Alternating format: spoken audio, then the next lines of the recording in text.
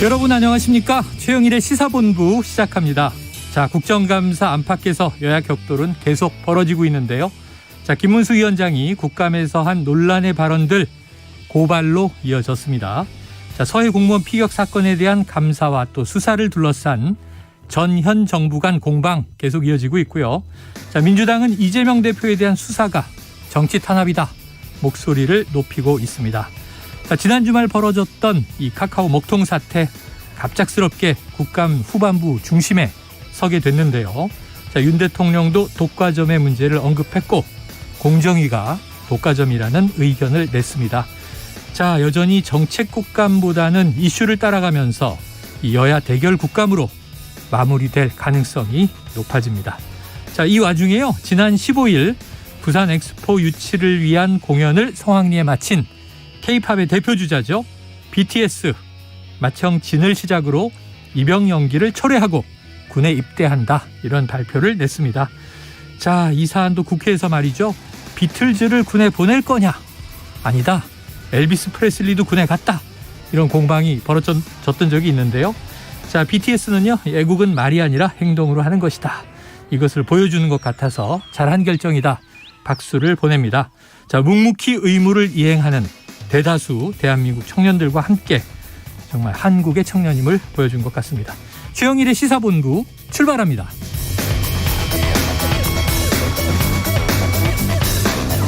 네, 1부에는요. 오늘의 핵심 뉴스를 한입에 정리해드리는 한입뉴스 기다리고 있고요. 자, 2부 10분 인터뷰 오준 전 유엔 대사와 함께 유엔 인권이사회 이사국 낙선의 이유와 향후 우리 정부의 대책까지 살펴보는 시간을 갖겠습니다. 이어서 정치권 취재 뒷이야기를 듣는 불사조 기자단 그리고 국제본부가 준비되어 있습니다. 자, 1부 마지막에 듣는 노래가 있죠. 이 디저트송 신청 기다리고 있습니다. 오늘 듣고 싶은 노래가 있으시면 문자 샵 9730으로 자유롭게 보내주시기 바랍니다. 자, 여러분께서는 지금 최영일의 시사본부 함께하고 계신데요. 오늘 청취자 여러분께 추첨을 통해서 최영일 커피를 저희가 쏩니다. 짧은 문자 50원, 긴 문자 100원이 드는 샵 9730으로 신청해 주시고요. 다양한 청취 의견 환영하겠습니다. 최영일의 시사본부 한입뉴스. 네, 오늘의 핵심 뉴스를 한입에 정리해드립니다. 한입뉴스 박정호 오마이뉴스 기자, 오창석 시사평론가 나오셨습니다. 어서 오세요. 안녕하십니까. 야, 아까 들어오기 전에 대기실에서 얘기하다 보니까 세 명 다 현역 출신. 군인. BTS처럼. 네. 네. 오창석 평론가님은? 네. 해군 해상병 516기입니다. 516기요? 네. 저는 이제 공군 항공병 403기예요. 저는 육군이었습니다. 아, 그래요. 아, 육해공이 지금. 육해공이 다 100. 네. 아, 국방 튼튼합니다. 네. 우린 다 예비역이고 엄청 오래됐잖아요. 전역한 지가. 자, 첫 번째로 들어가 보죠. 자, 카카오 말이죠. 지금 의외로 주변에 이 다음 메일을 쓰는 분들이 참 많잖아요. 네. 다음 메일 이게 국민 메일로 네. 우리나라에서 그 미국의 핫 메일 말고 네. 한 메일 네. 가입자들이 참 많았는데 언제 복구된다는 거예요?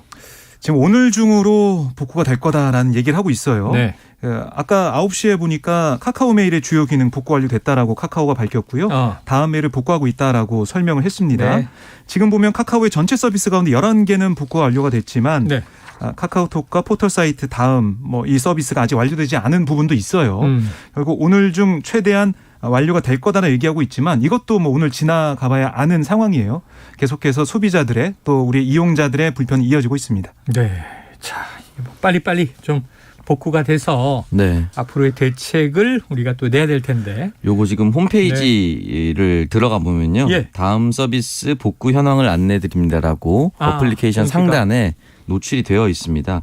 복구 중인 서비스로는 다음 메일 그리고 검색 내 일부 검색 결과 그리고 금융, 부동산 챕터가 지금 복구 중이라고 하고요. 메일 같은 경우는 원래 한 메일로 시작해서 다음 메일로 통합이 되면서 우리가 흔히 말하는 카카오 메일로 다 통합이 됐습니다. 근데 이제 카카오 메일을 연동한 또 회사 어플리케이션 같은 거 있어요. 사내 메신저 같은 그렇죠. 것들이. 그래서 지금 어제까지도 제대로 복구가 되지 않아서 그 메일을 통해서 업무를 처리하는 회사는 굉장히 어려움을 겪고 있고 지금도 마찬가지고요. 검색을 했을 경우에 포털 상단에 노출되는 일부 사진 또는 일부 티스토리라고 하죠. 네네. 블로그 형태 그런 것들이 아직까지 복구가 제대로 되지 않았기 때문에 많은 사람들이 좀 불편함을 여전히 호소하고 있는 상황입니다. 네, 검색하면 이제 그쪽에 정보들이 많이 또 걸려 올라왔는데 네. 지금은 이제 정보들이 지금 잘 안 올라온다 이런 얘기도 있습니다. 자, 그래서 결국 이 국정감사에도 오프닝에서 말씀드렸지만 뭐 카카오 사태가 거의 중심에 설 것 같은 분위기예요. 네. 카카오 먹통 사태. 이 뭐가 남아 있냐면 지금 이제 배상. 지금 뭐 소상공인 자영업자들 소송하겠다 그런 분들도 계시고 네. 또 여기 어느 정도의 이제 이 고의나 과실 여부가 있는지 이것도 쟁점이라고 하는데 위자료 지급 가능성 등 지금 어느 정도 윤곽이 드러나고 있습니까? 지금 우선은 카카오에서는 비대를 꾸려가지고 이 보상, 뭐 배상 문제 이걸 좀 논의를 하겠다라고 얘기하고 있고요. 그다음에 이 손해본 부분들, 손해 입은 부분들 그 계속해서 접수를 받겠다는 얘기를 하고 있습니다. 그런데 지금 중소상공인들을 뭐 대상으로 하는 어떻게 보면은 카카오톡 피해자 모임 같은 뭐 안티카카오 뭐 아니면 카카오톡 화재 장애로 인한 손해배상 이런 여러 가지 이제 보상을 요구하기 위한 카페들도 개설되고 있거든요. 네. 결국에는 법조 계획을 들어보면 이 화재와 복구 과정 지연에 대해서 카카오 또 SK CNC 측 과실이 인정되는지 여부, 그러니까 과실이 있는지 고의나 과실이 있어야 기업의 배상 책임이 인정되거든요. 이게 어떻게 판단을 받을 것이냐 이게 좀 중요해 보여요. 그리고 또 한 가지는 카카오톡 메신저 서비스가 무료잖아요. 네. 무료 서비스에 대한 배상 책임을 인정하지 않은 판례도 있기 때문에 이게 앞으로 어떻게 전개가 될지 좀 복잡한 과정이 남아있다라고 볼 수가 있겠습니다. 네. 자, 그래요. 무료가 또 다 무료인가? 왜냐면 우리가 그동안 얼마나 많이 광고를 봐주었는가. 네. 왜냐하면은 다른 쪽에서 수익을 올리는 거지. 네. 1대1 서비스에서 무료는 없다. 광고를 대신 봐달라든가 네. 뭐 광고를 수신해달라든가 네. 뭔가 다른 이제 반대급부가 당연히 있어서 수익을 올린 거잖아요. 네. 이거 한번 들여다봐야 될 텐데 이거보다는 또 직접 손실을 입은 소상공인들이 있으니까. 자, 그런데 이 고의일 가능성은 뭐 거의 없어 보이고 사고니까요. 과실이냐 아니냐인데 어제 얘기를 했어요. 지하에 불이 나서 전원을 내렸는데 전체가 셧다운 돼 버렸다. 그리고 전원을 공급하는데 이렇게 많은 시간이 걸리게 된 것이다. 그러면 이건 애초에 설계상의 잘못이거나 이게 어찌 보면은 구조적인 문제였던 거 아니냐. 이거는 책임이 없습니까? 근데 이제 그렇게 답변을 할 때 다른 사람들은 또 다른 얘기를 하는 것이 함께 셧다운이 됐었던 네이버 같은 경우는 네네. 그 이제 세종시와 춘천에 아하. 외부 서버가 있기 때문에 네. 이름을 이제 각이라고 표현을 하더라고요. 네. 즉시 복구에 나섰고 일단 똑같은 현장에서 다른 곳은 즉시 복구가 됐고요. 네. 두 번째는 이제 이원화 이중화 이런 얘기를 많이 하는데 네네. 결국은 재난 상황이 발생을 했을 때 수직 이원화를 할 것인가 수평 이원화를 할 것인가를 했을 때 수직 이원화는 지금 말씀하셨던 것처럼 하나 정전을 내리면 전체 동이 이제 마비가 되는 네. 거고 수평 이동을 한다면 다른 층은 또 살아있는 층별로. 네, 층별로 살릴 수 있는 기술이 있다고 합니다. 그런 부분에서 왜 미비했는지에 대해서 좀 따져 물어볼 필요가 있고 2020년에 이미 개정된 법률 안으로 이제 국내 커뮤니티나 국내 어떤 지분이 1% 이상인 네. 회사들에 한해서는 모두 다 이런 이제 재난 처리 시스템이 의무적으로 하도록 되어 있었습니다. 그래서 의무적으로 되어 있는 부분을 충족시킨 것인가, 네. 시킨 것인가 이 부분도 좀 따져볼 필요가 있기 때문에 우리는 구조적으로 아무 문제가 구조적인 것이었기 때문에 카카오 측이 아무 잘못도 없다라고 하는 것을 국민들이 납득하기 좀 어려울 것 같습니다. 네. 결국에 전력 차단 문제 말씀하셨으니까 이게 그 SK CNC 측이 어쨌든 네. 뭐 고객사가 카카오고 SK CNC 데이터 센터잖아요. 그렇죠. 이 전원 차단 책임을 누구한테 물을 것이냐 여기에도 공방이 있을 것 같아요. 네네. SK 측과 이제 카카오 측이 여기에 대한 공방을 좀 벌일 것 같은데 지금도 벌써 맨 처음에 전체 전원을 내릴 때 SK CNC가 카카오 측에 양해를 구했다라고 하고 있지만 네. 카카오 측은 일방적으로 통보를 받았다. 네네. 이렇게 얘기를 하고 있습니다. 그리고 이게 어떻게 매듭 지연에 따라 가지고 보상 책임과 보상 범위와 보상액도 달라질 수 있거든요. 벌써부터 이 회사 사이에서는 신경전이 벌어지고 있는 그런 모습입니다. 그래요. 자, 누구의 책임인가에 대해서 벌써 이제 민감한 서로 이제 책임 공방이 물밑에서 벌어지는 것 같습니다. 네. 자, 그런데 또 이제 어제도 윤석열 대통령 이 출근길에 관련 사태 언급이 있었는데 이 카카오 사태가 독과점, 시장 네. 독과점과 관련이 있는 것이냐. 이 부분에 대해서도 지금 정부 차원에서 여러 가지 얘기가 나오고 있는 거죠. 네, 그러니까 윤석열 대통령이 어제 뭐 대통령 주재 수석 비서관 회의 등을 통해 가지고 여러 가지 의견을 내놓고 있는데요. 이렇게 얘기했습니다. 어제 만약 독점이나 심한 과점 상태에서 시장이 왜곡되거나 국가기관 인프라와 같은 수준의 경우에는 당연히 국가가 필요한 대응을 해야 된다 이렇게 밝히고 있는데요. 네. 결국 어제 이제 출근길에도 공정거래위원회에서 들여다봐야 된다 이런 얘기를 했었고 또 어제 이제 회의 도중에는 온 국민이 다 카카오톡을 쓰고 있고 공공기관들까지 쓰고 있지 않냐. 네. 전쟁 같은 비상 상황에 카카오톡이 먹통이 되면 어떻게 할 거냐. 이렇게 우려했다라고 대통령실 관계자 발로 지금 전해지고 있거든요. 네. 그만큼 이번 사안을 뭐 어떻게 중대하게 보고 있다라는 그런 걸 좀 드러내고 있고요. 특히 독과점 이슈는 이번에 이제 확실히 더 들여다봐야 된다 이렇게 얘기하면서 또 한편으로는 이게 또 안보적인 이슈와 연결돼 있기 때문에 이번에 확실히 문제점을 찾아내서 다 해소해야 된다 이런 입장을 보이는 것 같습니다. 자, 전시에는 또 먹통이 되면 어떡할 거냐. 또 안보적인 이제 관점에서 요즘 또 북한 도발도 많고 안보 이슈가 이제 부각돼 있으니까 연결이 되는 건데. 자, 예비역 해군병장 네. 우리 오창석 평론가께서는 네. 어떻게 보십니까? 뭐 안보상의 문제를 지적할 수 있을 거라 생각이 들고 만약에 북한이 해킹을 했을 때 이렇게 많은 문어발식 확장이 되어 있는 카카오에 대한 개인정보라든지 주요한 정보들을 채갔을 경우에 어떻게 할 것인가 이 안보를 지켜야 된다. 이거는 뭐 이해하는데요. 일단 먹통만 만들어도 우리가 사회적 혼란이 초래되겠구나 하는 건 이제 잠시 경험을 했잖아요. 증명이 돼버려가지고요. 네. 네, 근데 뭐 전쟁 상황 중에 카카오톡이 먹통이 되면 어떡하냐. 네. 요 발언은 아마 이제 전쟁 상황에서도 국민들에게 알릴 수 있는 무언가가 필요하다. 왜냐면 전쟁 상황에 카카오톡이 셧다운 될 수 있는 상황이죠. 열려 있잖아. 저는 항상 이 카카오톡이 먹통되는 건 둘째치고 네. 이동통신이 끊길 수가 있잖아요. 네. 그러면은 전화통화나 문자 수발신도 안 되고 그 휴대폰에 있는 모든 게 정지되는 거죠. 디지털은 고립이 되는 거죠. 네네. 그럴 수 있다는 건 전시에도 전제를 해야 되겠죠. 네, 그렇기 때문에 뭐 전시에 혹시나 그런 상황이 절대 없어야겠지만 네. 있다면 그런 상황에서 어떻게 군과 또는 행정 서비스는 대응할 것인가라는 차원에서 아마 말하지 않았을까라는 생각이 네. 듭니다. 정부의 대응 차원이다. 네. 그리고 이제 사이버 안보 TF를 구성하기로 했거든요. 네. 이 김성한 안보실장이 주재하는 회의가 되겠고요.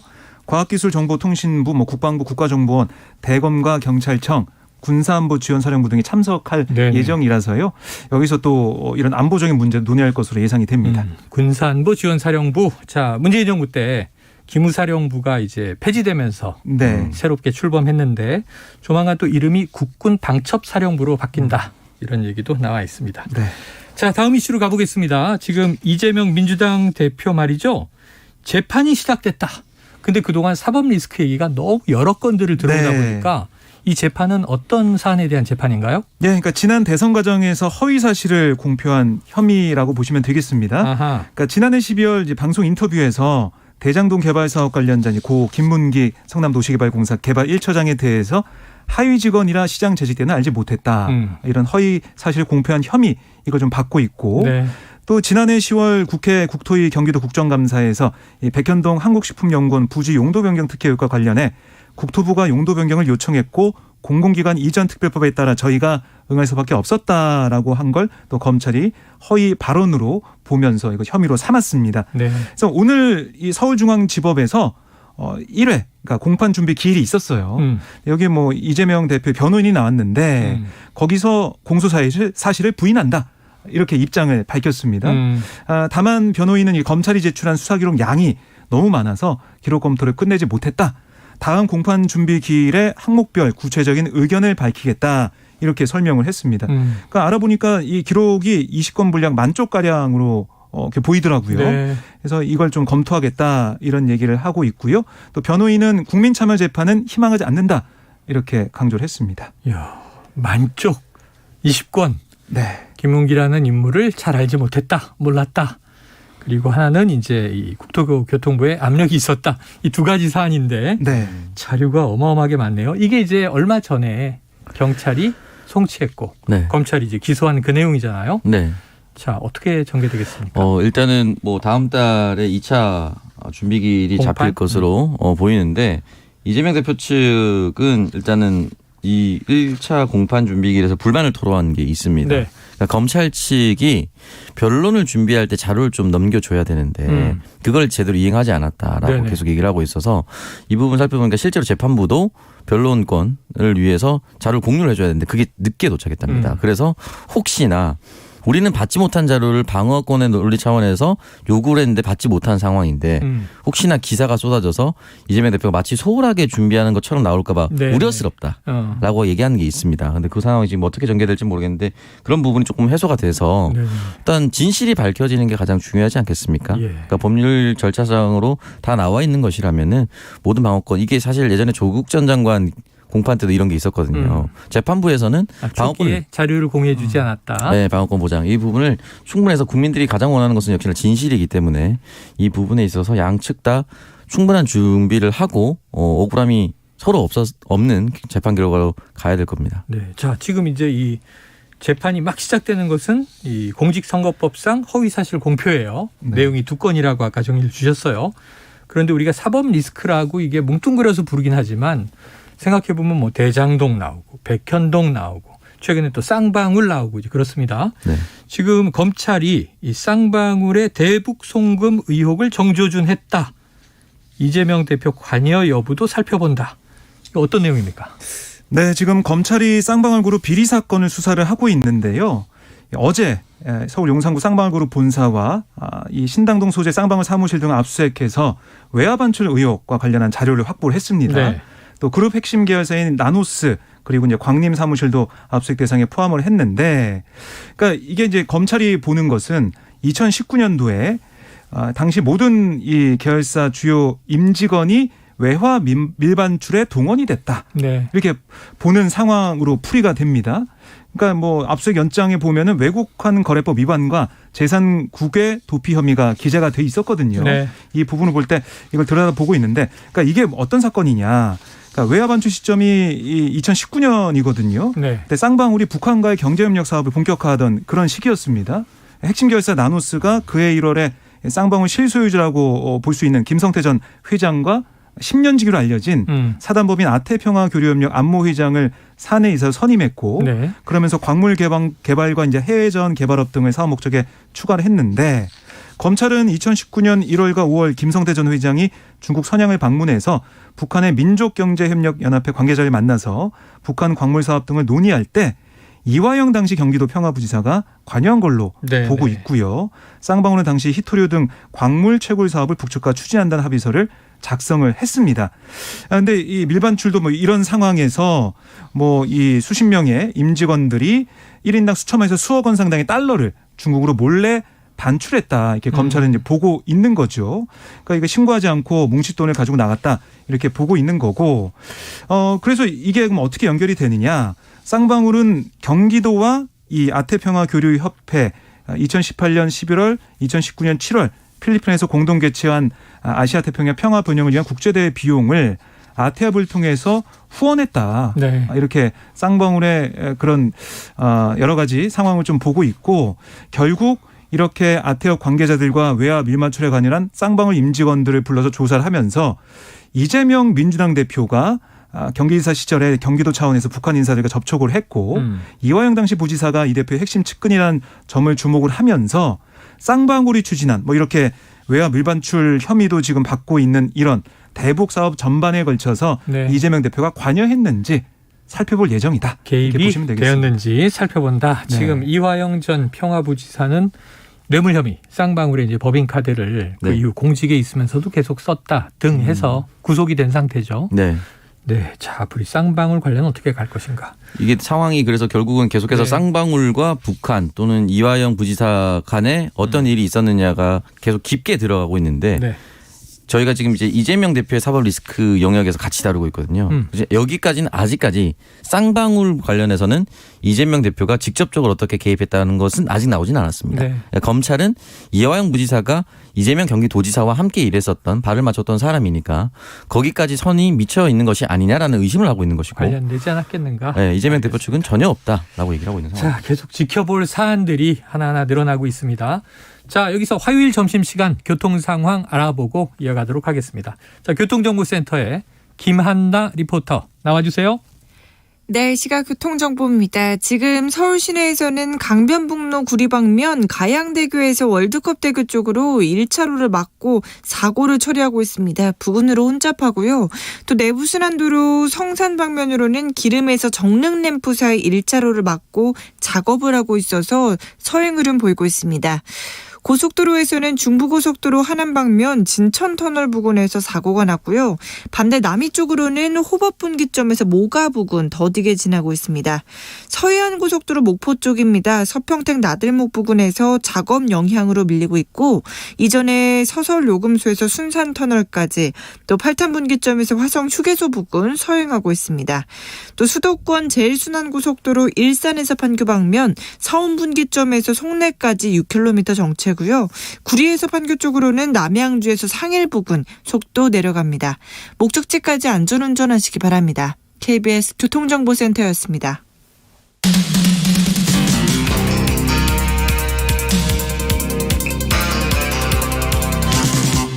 최영일의 시사본부. 네, 자 이재명 민주당 대표의 지금 그 공직선거법 관련 재판 시작됐다는 소식, 그리고 이어서 지금 쌍방울 외화 밀반출 혐의로 지금 또 수사가 펼쳐지고 있다 얘기까지 했는데, 이재명 대표 관련 이슈들이 여러 개가 동시에 쏟아지고 있어요. 하나는 일전에 방산주를 샀다. 네. 지금 국방위 소속 국회의원이니까 이거 이해충돌 아니냐, 이런 또 이제 여당의 거센 비판이 있었는데, 이거 전략 매각했다 이렇게 얘기했는데 그래도 계속 격돌은 이어지고 있네요. 네, 그러니까 어제 이 민주당의 전재수 의원이 한 라디오에 출연해서요. 관련 질문을 받고 뭐라고 했냐면, 누구나 자본시장에 참여해서 주식 거래를 할 수 있지만 민주당 대선 후보였다는 걸 생각한다면 개인적 이익, 개인적 사익에 해당하는 주식 거래는 지지했던 사람들에게 실망스러운 측면이 분명히 있다. 이렇게 지적을 했고요. 또 이 대통령 선거에 진 것은 좁게는 이재명 대표 개인이 졌지만 넓게는 민주당이 진 거고 민주당이 지지했던 1,600만 명이 넘는 국민들이 진 거다. 지지했던 많은 사람들이 뉴스도 못 보고 널브러져 있는데 혼자 정신 차리고 주식 거래를 했다라고 거듭 비판하는 모습을 보였습니다. 강한 비판을 같은 민주당 내부에서 했습니다. 네. 그러다 보니까 또 이게 오늘까지 파장이 좀 이어졌는데요. 네네. 오늘 최재성 전 청와대 정무수석도 한 라디오에서 아니 국회의원으로 당선돼 국방위로 가기 전에 그 정도는 좀 챙기고 정리했어야 되는 거 아니냐. 매우 좀 아쉬운 대목이다. 법적으로 문제가 없어도 야당을 이끌 지도자이자 대선에서 석패했던 다음 대선 출마 가능성이 아주 높은 분인데 그걸 그렇게 관리를 했어야 되느냐. 이런 대목이 매우 아쉽다라고 또 아쉬움을 표명을 했고 네. 반면에 안민석 의원은 오늘 또한 라디오에서는 주식은 자산을 관리하고 증식하는 한 해 포트폴리오 일환이다. 네. 대선 끝나고 2개월 지난 시점에 주식을 산 것에 대해 문제 삼는 거 온당하지 않다고 본다. 이렇게 또 맞받았습니다. 자, 우평론가님 어떻게 보십니까? 이게 처음에 이제 방산주 매입이었다, 이해 충돌이 있다라고 얘기가 나왔을 때 그 당시 이제 조선해양과 관련된 현대중공업과 관련된 네네. 주식이 민주당 측에서는 이게 어떻게 방산주로 분류되냐. 로키드 마틴 정도는 돼야 방산주라고 네네네. 우리가 얘기할 수 있겠는데. 우리나라도 뭐 이제 한화 디펜스 그러면 네. 이제 방산주라고 할 수 있겠죠. 그렇게 전문적으로 대표 상품이 그러면은 그럴 수도 있는데 군함도 제작한다고 해서 이걸 방산주로 분류하는 것이 조선주인데 온당치 않다라고 얘기를 해서 뭐 어쨌든 이재명 대표 자체가 이 매 주식을 15% 조금 떨어졌지만 매각을 하면 다 정리가 되면서 넘어갔습니다. 네. 그 상황에서 굳이 뭐 대선 지고 나서 이 주식을 살 수 있느냐 없느냐 이런 얘기를 내부적으로 할 수 있는데 어떻게 보면 이 사안이 조금 한 단계 지나갔거든요. 네.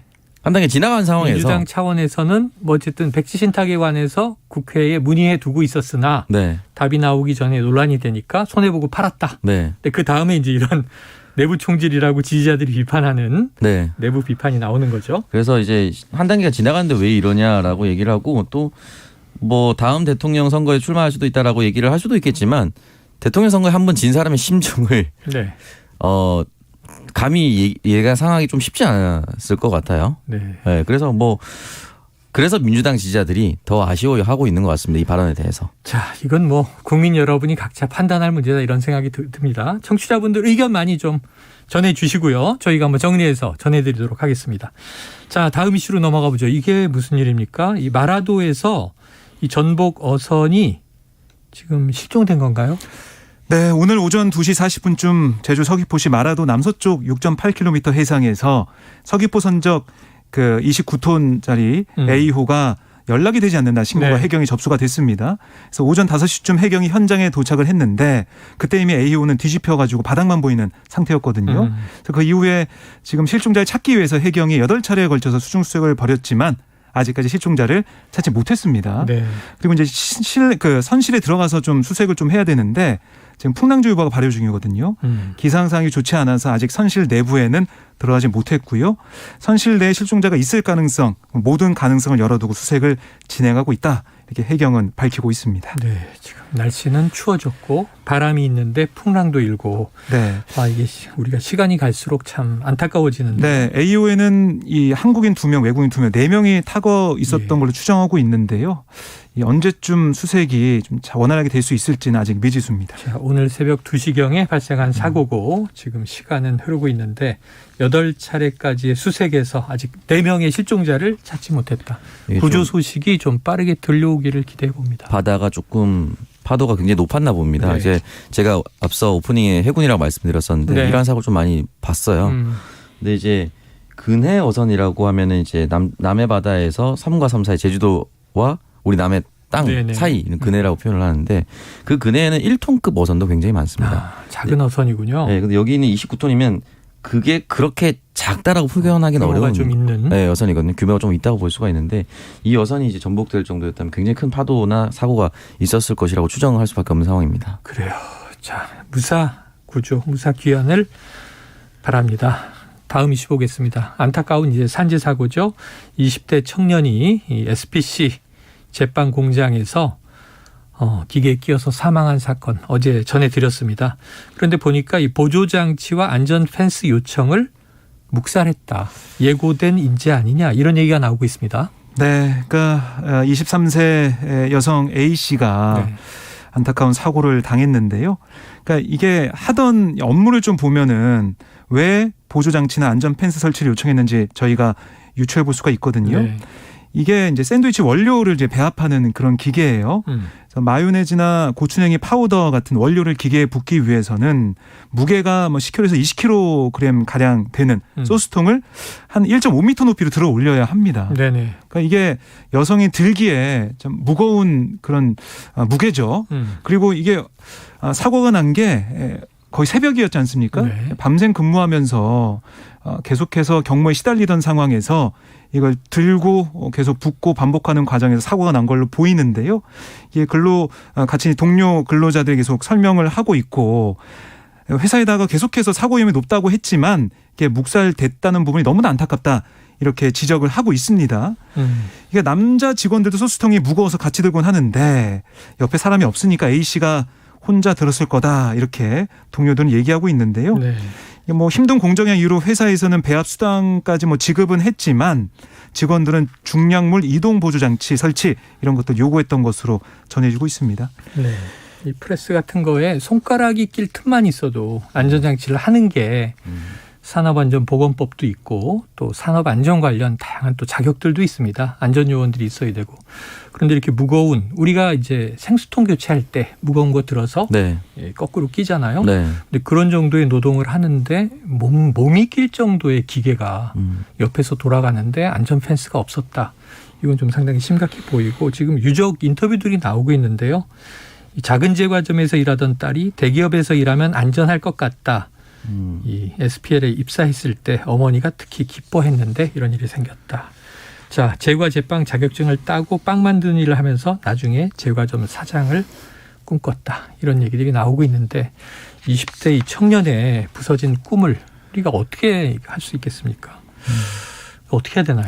너무 가슴이 아프고 이 부분이 예를 들어서 중량물 이동 장치 기계 가격이 비싸다. 네. 기계 만약 업체 측에서 그렇게 항변한다면 그 항변하는 지점도 비판을 하고 싶습니다만 원초적으로 2인 1조를 반드시 지켰어야 되고 네. 두 번째는 펄럭거리는 앞치마가 언제든지 빨려 들어갈 수 있다는 것을 인지했다면 네. 이 부분에 대해서 의복 제도를 조금 개선하는 방향도 있었을 겁니다. 네. 그리고 그 이전에 손김 사고도 있었는데도 불구하고 제대로 하지 않았다는 점.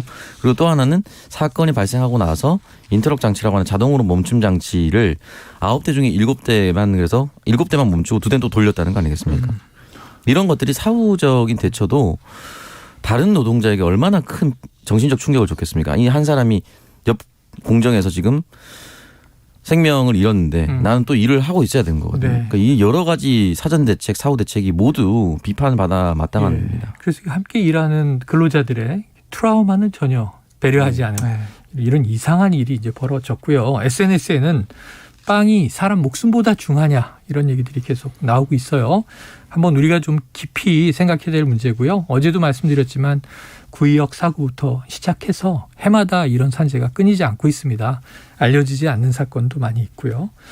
자, 다음 이슈 한번 짚어보겠습니다. 자, 이주호 사회부총리 겸 교육부 장관 후보자 지금 딸 문제가 제기됐는데 어떤 거예요? 네, 어제 이게 국회 교육위원회 소속 더불어민주당 서동영 의원실이 교육부 인사청문 준비단에 확인한 결과예요. 네. 그랬더니 이주호 후보자의 딸 2010년 6월 9일 외국 국적 불행사 서약서를 법무부에 제출하고 7월 20일 복수 국적을 유지했는데요. 네. 그러니까 이 후보자의 딸이 미국 국적을 포기하지 않은 그러니까 이중 국적자 이런 게 확인이 된 겁니다. 이 딸 같은 경우는 미국에서 태어난 선천적인 복수 국적자인데 사실 우리나라는 이 복수 국적을 허용하지 않아서 선천적 복수 국적자는 만 22세가 되기 전에 하나의 국적을 선택해야 했었어요. 네. 하지만 2010년 5월 국적법이 개정되면서 이 외국 국적 불행사 서약서를 제출하면 복수 국적이 허용이 됩니다. 그래서 외국 국적 불행사 서약서 이게 이제 우리나라에서 외국 국적을 행사하지 않겠다 이런 서약서인데 네. 이걸 쓰면 된다는 거고요. 그런데 이 딸 이 씨가 복수 국적을 유지하기로 한 시기가 이주호 후보자가 교육과학기술부 1차 관련 재직 같은 때였어요. 네. 그랬더니 그러니까 민주당에서 어떤 걸 지적하고 있냐면 아니 후보자가 우리나라 국민을 위해 봉사하는 고위 공직자로 재직하면서 미국에서는 미국인으로 살고 한국에서는 한국인으로 살 수 있도록 이 복수국적 결정을 허락한 거 이거는 높은 도덕성이 요구되는 직위에 걸맞지 않다. 그리고 이제 우리나라의 네. 교육을 책임지는 그런 자리에 맞느냐 이런 지적을 하고 있는 겁니다. 네, 그래요. 자, 어떻게 보십니까? 네, 일단 이 부분은 제 딸의 선택 이게 사실 비슷한 게 논쟁이 네. 국민들이 더 세게 기억하는 것이 추신수 선수의 아들이 국적을 미국으로 예. 택했을 네. 때 이거 그럴 수도 있는 거냐 아닌 거냐 이렇게 네. 얘기했었는데 아마 달라진 세대 인식으로는 판단이 성인이 된 자녀가 판단하는 것에 대해서 부모가 어떻게 함부로 할 수 있겠느냐 뭐 이렇게 얘기가 나올 것 같아서 도덕성에 대한 문제를 분명히 얘기할 수 있고 네. 답변을 요구할 수는 있지만 이 부분에 대해서 낙마 사유라고 얘기하기는 좀 어렵지 않을까라는 생각이 듭니다. 그래요. 알겠습니다. 자, 방금 좀 속보가 하나 나와서 전해드립니다. 서해 공무원 피격 사건을 수사 중인 검찰이 서욱 전 국방부 장관 그리고 김홍희 전 해양경찰청장에 대해서 구속영장을 청구했다. 자, 며칠 후에 또 실질 심사가 열리면 네. 구속 여부를 우리가 주목해 봐야 될 것 같습니다. 자, 한입뉴스 여기서 마무리하면서 또 BTS의 입대 결정 많은 분들이 응원 문자를 보내주고 계세요. 지금까지 박정호 오마이뉴스 기자 오창석 시사평론가 수고하셨습니다. 고맙습니다. 자, 오늘의 디저트송은요. 청취자 2120님 BTS 입대 결정 존중하고 응원합니다. 전 멤버 건강히 무탈히 잘 다녀오시길 기원하면서 BTS의 Yet to Come 신청해 주셨는데요. 치킨 쿠폰 보내드리고요. 노래 듣고 저는 2부로 돌아옵니다. Who's next? I'm not playing now for sure. 그날을 향해 숨이 벅차게. You and I best moment is yet to come. Moment is yet to come. Yeah. 다들 언제부턴가 말하네 우리 최고라고. 원통할 수 없는 names 이제 무겁기만 해. 노래가 좋았다고 그저 달랠 뿐이라고 Promise that we'll keep on coming back for more 너의 마음속 깊은 어딘가 여전한 소년이 있어 My moment is yet to come Yet to come 당신은 꿈꾸는가 그 길의 끝이 무엇일까 Moment is yet to come 모두가 숨죽인 밤 우린 발을 멈추지 않나 Yet to come We're gonna touch the sky For the day we die Moment is yet to come 자 이제 시작이야 The best yet to come 언젠가부터 붙은 불편한 수식어 최고란 말은 아직까지 난 간지러워 난 말야 강음하게 좋은 걸 예전에 그때와 다르게 별로 썰어놔 난 변화는 많았지만 변함은 없어.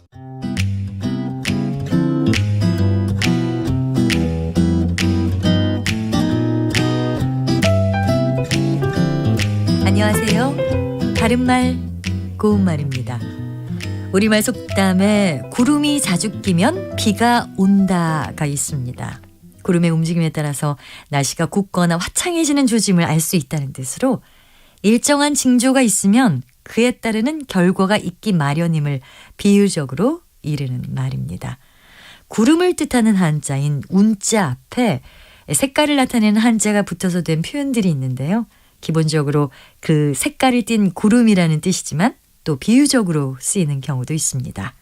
먼저 풀을 청자가 붙은 청운은 높은 지위나 벼슬을 이르는 말인데요. 청운의 뜻을 두고 학업에 열중한다라고 하면 높은 지위나 벼슬에 오르겠다는 뜻을 갖고 열심히 공부한다는 의미입니다. 관용 표현인 청운의 꿈 역시 입신 출세하려는 꿈을 뜻하기도 합니다. 또 거물 흑자를 쓰는 흑운은 매우 암담한 상태나 정세를 뜻해서 양국 관계에 흑운이 드리워졌다라고 하면 두 나라의 관계가 매우 안 좋은 상태가 됐다는 뜻입니다. 그리고 황운은 넓은 들판에 벼가 누렇게 익은 모습을 뜻하고요. 붉은 홍자를 쓰는 홍운은 보통 임금님이 계신 곳을 이릅니다. 또 노구는 푸른 잎이 무성함을 이르기도 하고 여자의 숱이 많고 검푸른 머리를 뜻하기도 합니다. 마지막으로 자우는 자줏빛 구름이란 뜻으로 상서로운 구름을 이르는 말입니다. 바른말 고운말 아나운서 변희영이었습니다.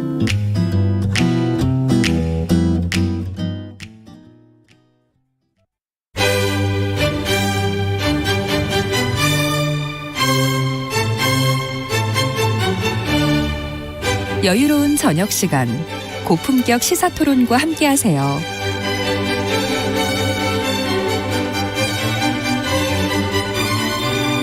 평일 저녁 7시 20분 KBS 열린 토론 정준희 교수와 함께합니다.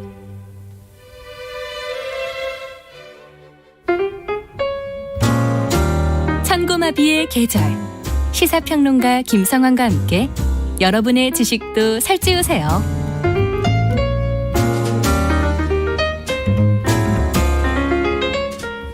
정치에 경제를 더하고 미술에 음악을 더하는 시간. 평일 밤 10시 5분 KBS 1라디오 김성환의 시사야.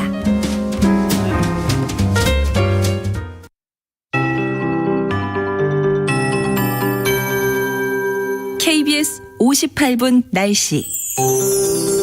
한낮인데도 무척 쌀쌀합니다. 지금 서울의 기온이 13.1도에 머물러 있고요. 서귀포가 지금 전국에서 기온이 가장 높지만 19.1도로 20도를 밑돌고 있습니다. 전국적으로 평년보다 3도에서 7도 정도 낮은 상태로 오늘 예상 낮 최고 기온은 서울 14도, 대전, 광주 15도, 대구 17도 등에 머물겠습니다. 내일 아침에는 오늘보다 기온이 더 떨어져 올가을 최저 기온을 기록하는 곳이 많겠습니다. 대관령이 영하 3도, 철원 영하 1도, 파주 0도, 서울 4도, 대구와 광주 5도 등으로 일부 내륙과 산지의 기온은 0도 안팎까지 떨어지며 물이 오는 곳이 있겠고요. 오늘 서울에 예년보다 열흘이나 빨리 서리가 내렸는데요. 내일은 더 많은 지역에 서리가 내릴 전망입니다. 농작물 냉해 피해가 없도록 대비를 잘 하시기 바랍니다. 하지만 내일 낮 기온은 오늘보다 조금 오르면서 일교차가 더 크게 벌어지겠고요. 내일은 추위는 모레 아침까지 이어질 전망입니다. 오늘 전국이 대체로 맑겠지만 울릉도 독도에는 5mm 안팎의 비가 조금 오겠습니다. 해안가와 산지에는 순간풍속 시속 55km 안팎의 강한 바람이 불겠고요. 동해안은 오늘까지 너울성 파도를 주의하셔야겠습니다. 현재 서울의 기온은 13.1도, 습도는 39%입니다. 송소진입니다.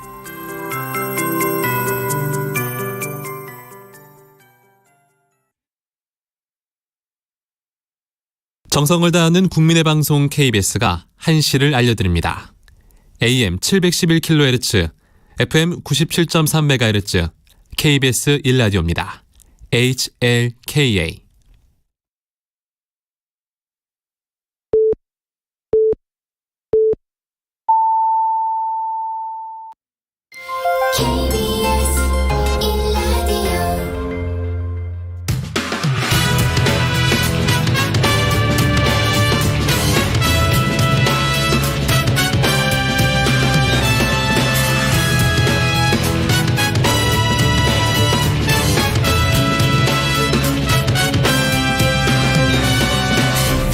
KBS 1라디오 최영일의 시사본부.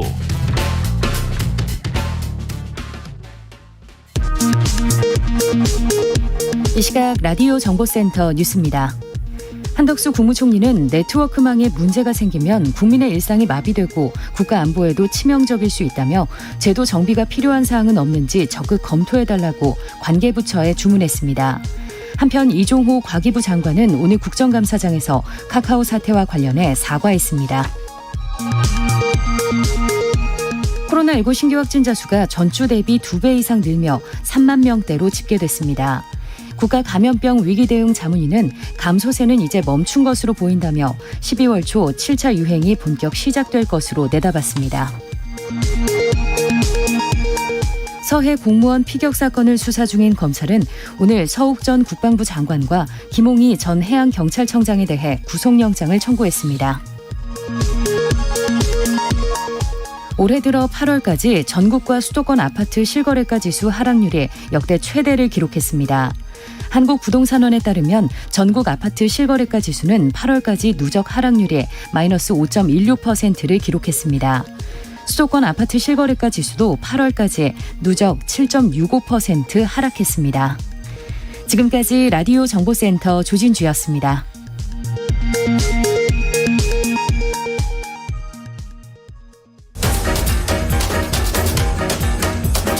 최영일의 시사본부 10분 인터뷰.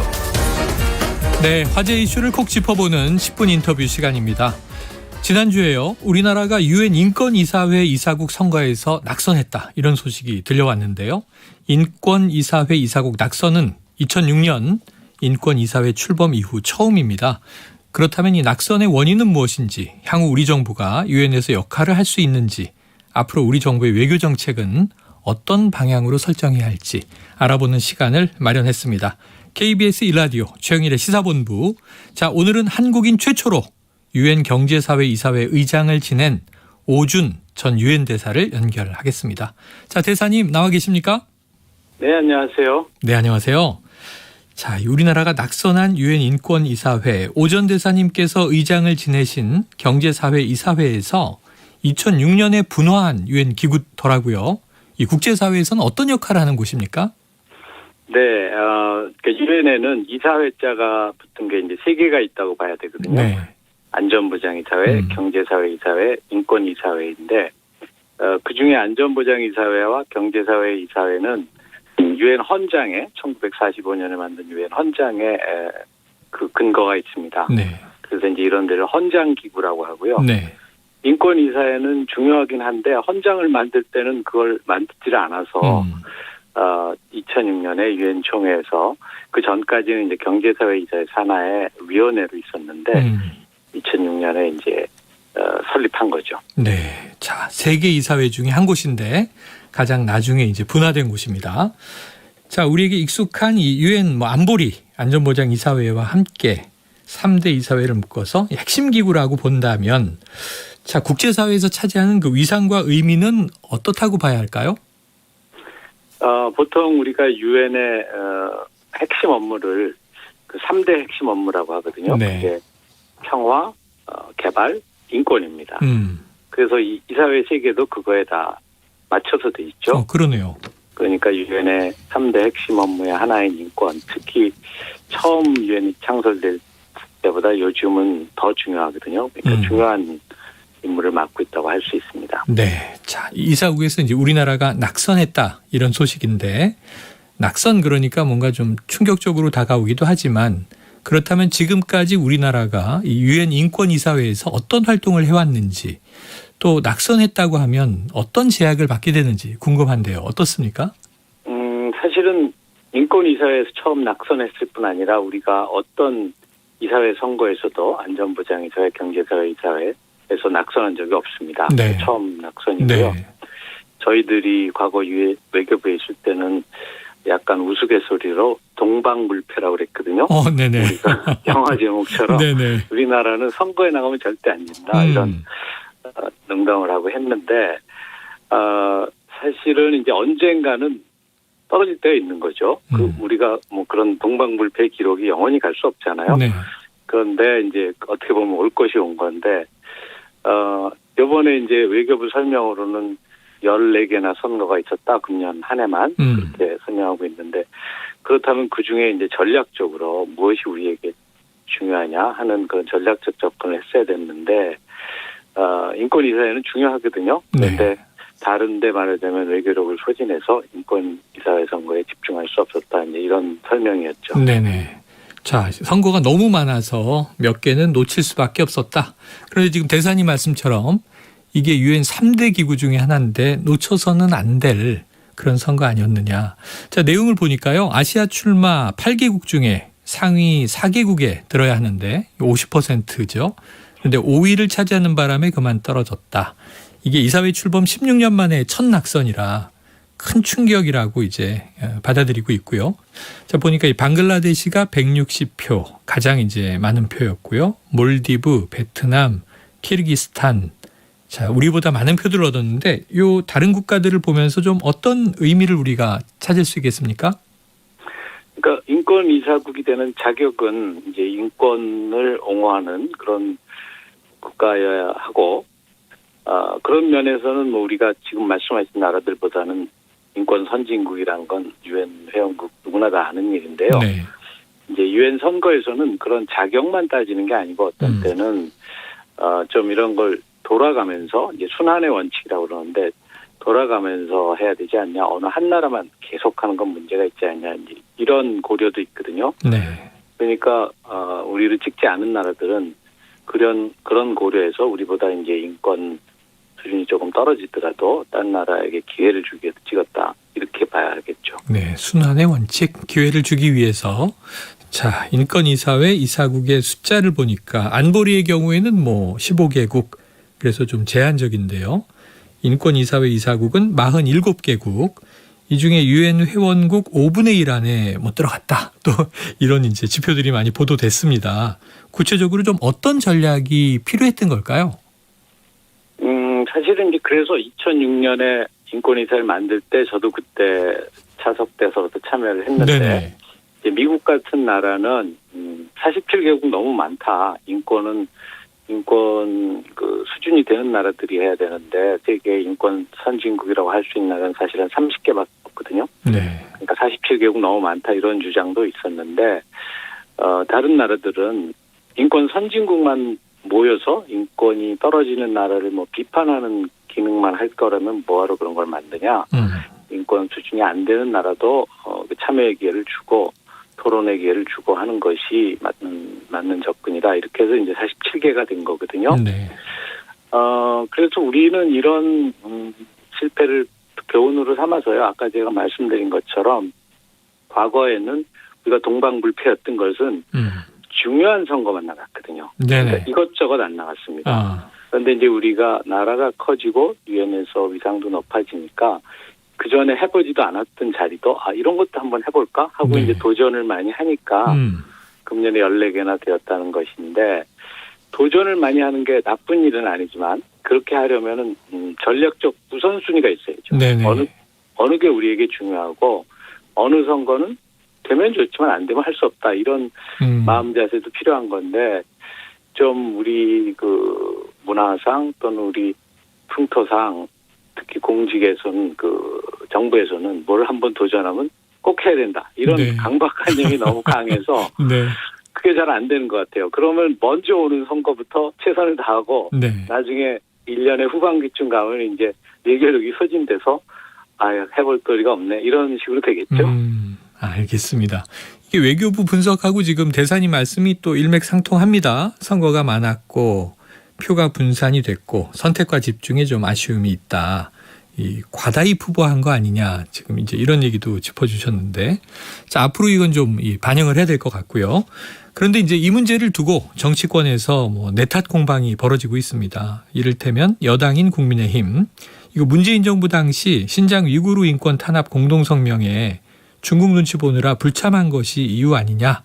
또 나아가서 이 대북전단 살포 금지법 논란 당시에 표현의 자유가 절대적이 아니라는 강경화 당시 외교부 장관의 CNN 인터뷰 등을 예시로 들었어요. 전 정부 책임이다. 요건 어떻게 보십니까? 글쎄요. 지금 말씀하신 예보다는 전 정부 때 이제 북한 인권 결의안에 공동 제안에서 우리가 빠지기로 한 거, 3년간 빠졌죠. 네네. 이제 그런 부분은 국제적인 인권 전문가들에게서 지적도 받았고, 뭐 서한도 받았고 그랬으니까 그런 부분은 우리가 조금 잘못 판단한 거다 저는 그렇게 생각하는데. 네. 그러나 그것 때문에 그런 어떤 나라도 인권에 완벽한 나라는 없거든요. 그러니까 어느 정도 말하자면 인권과 관련한 문제가 있느냐, 결국 정도의 문제인데 우리나라는 아시아에서는 거의 최고 수준의 인권 국가다 하는 데는 아무 차이가 없기 때문에 저는 그것 때문에 원인이겠다 이렇게 생각하지는 않습니다. 알겠습니다. 반면에 또 야당이요. 민주당은 또 진단이 다릅니다. 이른바 최근에 이제 비속어 논란, 뭐 바이든이냐 날리면이냐, 그리고 또 이제 MBC 이 방송사에 대한 언론 탄압 논란, 또 이른바 윤석열 차 논란이 있었죠. 근데 이런 것들이 영향을 끼쳤다. 실제로 국제기자연맹에서 언론 탄압 반대 성명을 내기도 했었으니까요. 요거 유엔 회원국들이 보기에 좀 좋지 않은 이미지로 영향을 미쳤을까요? 글쎄요. 아직 새 정부의 그런 인권 이런 수준이 국제적인 평가를 받기는 좀 이른 것 같긴 한데요. 만약에 지금 말씀하신 것 같은 그런 것들이 부정적인 인상을 줬다 하더라도 네. 제가 조금 아까 말씀드린 것과 같은 이유로 우리의 전체적인 인권에 관한 우리의 국제적 평가에 영향을 주고 있지는 않다고 저는 생각합니다. 네. 여야 진단 모두 좀 맥에서 벗어났다 이렇게 볼 수 있겠네요. 글쎄요. 뭐 정쟁 아니겠어요? 네. 결국 정쟁이다. 네, 알겠습니다. 자, 이 국제사회가 지금 뭐 신냉전 분위기 등 분열돼 있는데 우리는 주로 가까운 나라들만 내부에서 바라보게 되는데요. 회원국 중에 뭐 이 이른바 제3세계 국가들, 또 전체주의 국가도 있고 우리가 지나치게 좀 서방에 편향된 거 아니냐, 이런 것들을 또 이제 제3세계에서는 불편해한다, 이런 분석들도 일부 있습니다. 어떻게 보십니까? 그런 기류도 있죠. 유엔 내에서요. 사실 특히 인권에 관한 문제는 인권이라는 개념 자체가 18세기의 그런 미국 독립혁명이나 프랑스 혁명 이런 걸 계기로 국제사회에 정착되기 시작했다 이렇게 봐야 되거든요. 네. 그러니까 인권 개념이 서양의 개념 아니냐 하는 그런 인식은 있는데, 그렇긴 하지만 이제 2차 대전 후에는 어떤 나라도 자기네가 민주주의를 하고 있고 인권을 존중한다 이런 이야기를 하지 않는 나라는 없습니다. 네. 북한의 정식 국명이 조선민주주의 인민공화국이지 그렇죠. 네. 우리나라는 국호에 민주주의가 안 들어가도 북한은 들어가 있죠. 그렇게 민주주의와 인권은 보편적 가치가 되었다 하고 보아야 하기 때문에 그런 전체주의 국가들이 우리들도 이야기할 기회가 필요하다 이런 이야기는 할 수 있지만 인권이라는 개념, 민주주의라는 개념 자체에 도전을 할 수는 없다, 저는 그렇게 봅니다. 네, 알겠습니다. 자, 그런데 이제 이런 와중에 국내에서 보면 아까 정쟁도 짚어주셨습니다만 이번 국정감사 시작만 해도요, 뭐 비속어 논란도 있었습니다만 외교 참사냐, 외교 성과냐, 여야 시각이 완전히 다르게 충돌하다 보니까요. 대사님 이렇게 이 글로벌 외교 전문가시니까 연결되신 김에 어떤 조언을 좀 주고 싶으십니까? 저는 그런 부분들을 볼 때는 외교라는 건 어떤 의미에서는 좀 중장기적인 성과를 보고 외교를 해야 되는데, 너무 단기적인 성과에 대해서 또 그걸 비판하는 분들이나 그걸 추진하는 분들이나 단기적인 성과에 좀 연연하니까, 예를 들어서 뭐 일본과의 강제징용 문제라든지 미국과의 그런 환경보호법 문제라든지 이런 것들이 그냥 뭐 정상회담 한 번 하면 해결할 것 같으면 현안 문제가 되지도 않았겠죠. 네, 처음부터. 네. 그러니까 우리가 중장기적으로 보고 어떤 한 번의 만남, 한 번의 방문에 지나친 의미를 부여할 필요는 없는데, 그것을 또 요구하고 또 그걸 방어하는 쪽에서는 아니다, 성과가 있었다 이렇게 방어해야 되고, 이러다 보니까 결국 그런 식의 외교적인 의존적인 문제도 생기지 않았나, 저는 그렇게 생각합니다. 네, 자, 우리 외교가 너무 좀 단기적인 근시 안에 머물러 있다, 중장기적으로 좀 전략적 일관성을 가지고 갔으면 좋겠다. 국민들은 아마 또 정권이 바뀌어도 외교는 일관적이어야 하는 거 아니야? 뭐 이런 생각도 많이 하실 거예요. 네, 저도 그렇게 예. 생각합니다. 앞으로 좀 많은 조언을 주셔야 될 것 같습니다. 지금 이제 외교 상황이 많이 좀 또 불안불안한 측면들이 있습니다. 오늘 말씀 여기서 정리하겠습니다. 오늘 말씀 고맙습니다. 네, 감사합니다. 예, 지금까지 오준 전 유엔 대사였습니다.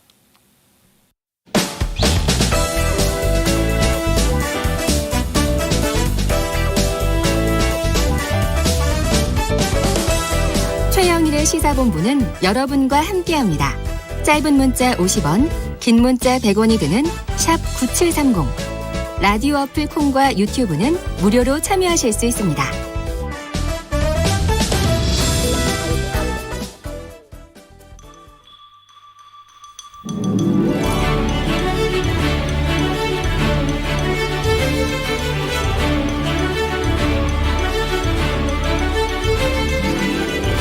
네, 기자들의 눈으로 정치권 소식을 들여다보는 아주 흥미진진한 시간입니다. 불사조 기자단, 경향신문 박순봉 기자, 세계일보 최영창 기자 두 분 나오셨습니다. 어서 오세요. 안녕하세요. 자, 불사조 기자단, 최영일의 시사본부에 거의 뭐 핫 아이템이죠. 자, 그런데 아까 문자 고지가 나갔는데요. 오늘은 여러분들이 보내주신 문자를 추첨을 해서 최영일의 시사본부가 쏘는 커피, 뭐 줄여서 최영일 커피를 알려드린다. 요거 하나 이제 추가로 알려드리고요. 자, 바로 들어가 보죠. 카카오 먹통 사태로 카카오 김범수 의장, 또 네이버는 이혜진 의장, SK는 최태원 회장, 기업 오너들이 국감장에 서게 됐습니다.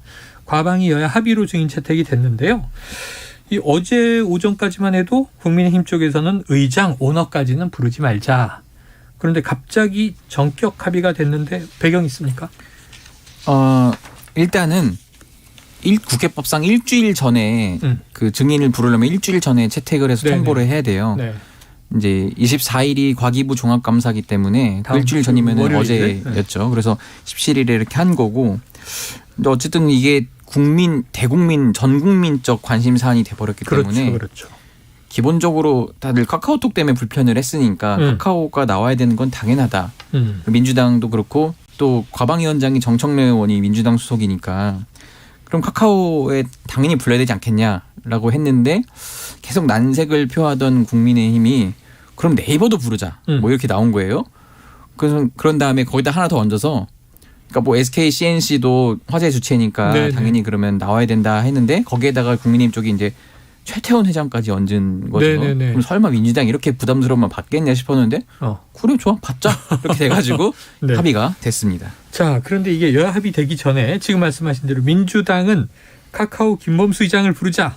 또 국민의힘은 네이버의 이혜진 GIO 지금 뭐 이렇게 직책은 돼 있네요. 실랑이가 있었는데 카카오 네이버 뭐 우리나라를 대표하는 양대 포탈이잖아요. 예. 이렇게 줄다리기를 했던 뭐 이유가 있습니까? 저도 조금 취재를 해봤는데 네. 아무래도 카카오가 이제 여러 이유들이 있습니다. 이제 카카오 하면은 과거 그 김범수 의장이 김건희 여사와 사진을 함께 찍혔던 적이 있어요. 뭐 대선 게임 기간에 관련 나왔던 그 불거졌던 그 사진인 것 때문에 이게 또 정치 공방으로 벌어지는 것 아니냐라는 게 이제 국민의힘 쪽 우려가 있고 민주당은 또 네이버를 살짝 부담스러워한다는 거예요. 그 이유가 성남 FC에 어쨌든 광고비를 냈던 그런 회사 중 하나가 또 네이버고 두산건설 외에도 어쨌든 그것 때문에 이게 그 이혜진 창업자는 보통 이제 한 오너로 이제 분류가 되는데 나오는 순간 이제 그런 식으로 질문이 변질될 수 있다고 해서 서로 좀 부담스러운 상황이었거든요. 어쨌든 그러면 근데 이게 또 주고받고라서 한쪽이 누구를 세게 무조건 나와야 한다면은 다른 쪽도 그럼 그 카드 같이 던져 이런 식으로 해서 어쨌든 뭐 정치권 그 당사자들 의원들이 보는 피해는 없거든요. 그냥 기업들이 나오면 됩니다. 그렇기 때문에 뭐 여야가 또 좋다 그럼 다 나와 이런 식으로 이럴 때 한번 좀 그리고 의원들도 힘자랑을 할 수 있거든요. 이제 오너들이 가장 부담스럽겠죠. 서서 그렇죠. 뭐 모든 여야 의원들의 질문을 다 받아야 되는데 지금 최 기자님 얘기를 듣고 보니까 카카오 먹통 사태의 본질보다는 김범수 카카오 의장은 김건희 지금 영부인이 됐죠. 김건희 여사와 같이 찍은 사진. 이런 질문이 나올 수 있겠고 네이버 이혜진 또 GIO가 나오면 성남 FC와 무슨 관계요? 이런 또 국민의힘 의원의 질의도 있을 수 있는 거잖아요. 그러니까 그런 것도 있는데 네. 또 좀 취재를 해보면은 그 민주당 쪽은 이렇게 얘기를 해요. 유독 또 올해 들어서 국민의힘 쪽이 카카오를 자꾸 봐주려고 한다. 뭐 이렇게 좀 의혹을 제기하기도 합니다. 네네. 근데 그러다 보니 그렇다고 뭐 네이버가 민주당이랑 뭐 결탁해 있냐 그건 아니지만 네네네. 상대적으로 그러면은 이제 국민의힘에서 좋다 카카오 부르면 네이버도 다 불러 네. 그러니까 이런 식으로 좀 분위기가 만들어진다. 민주당은 민주당대로 또 포털에 굉장히 불만이 그동안 많아왔는데 그렇죠. 예. 뭐 뉴스 기사 이제 어떤 순위라든가 예. 지금은 이제 과거의 랭킹 검색어 순위 같은 게 없어졌습니다만. 네.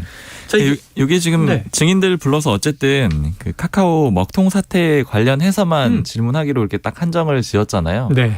그러니까 이런 거를 보면은 이제 여권 내에서 들었던 얘기는 이제 이번에 그간에 계속 정쟁 국감만 한다 이런 비판들이 좀 부담스러웠다라는 그렇죠. 거예요. 근데 이번에 2주 동안 내내. 전혀 예상하지 못한 계기로 어떻게 보자면 민생 국감을 할 수 있는 그런 기회가 열렸다 이렇게 네. 생각하는 그런 분위기가 있어요. 네. 그래가지고 더 적극적으로 여야가 나서면서 소위 최고위급 3명이 동시에 이 국감에 출석하는 이런 상황도 벌어진 것 같습니다. 자, 그 얘기가 나왔으니까 요건 하나 좀 박 기자님한테 여쭤볼게요.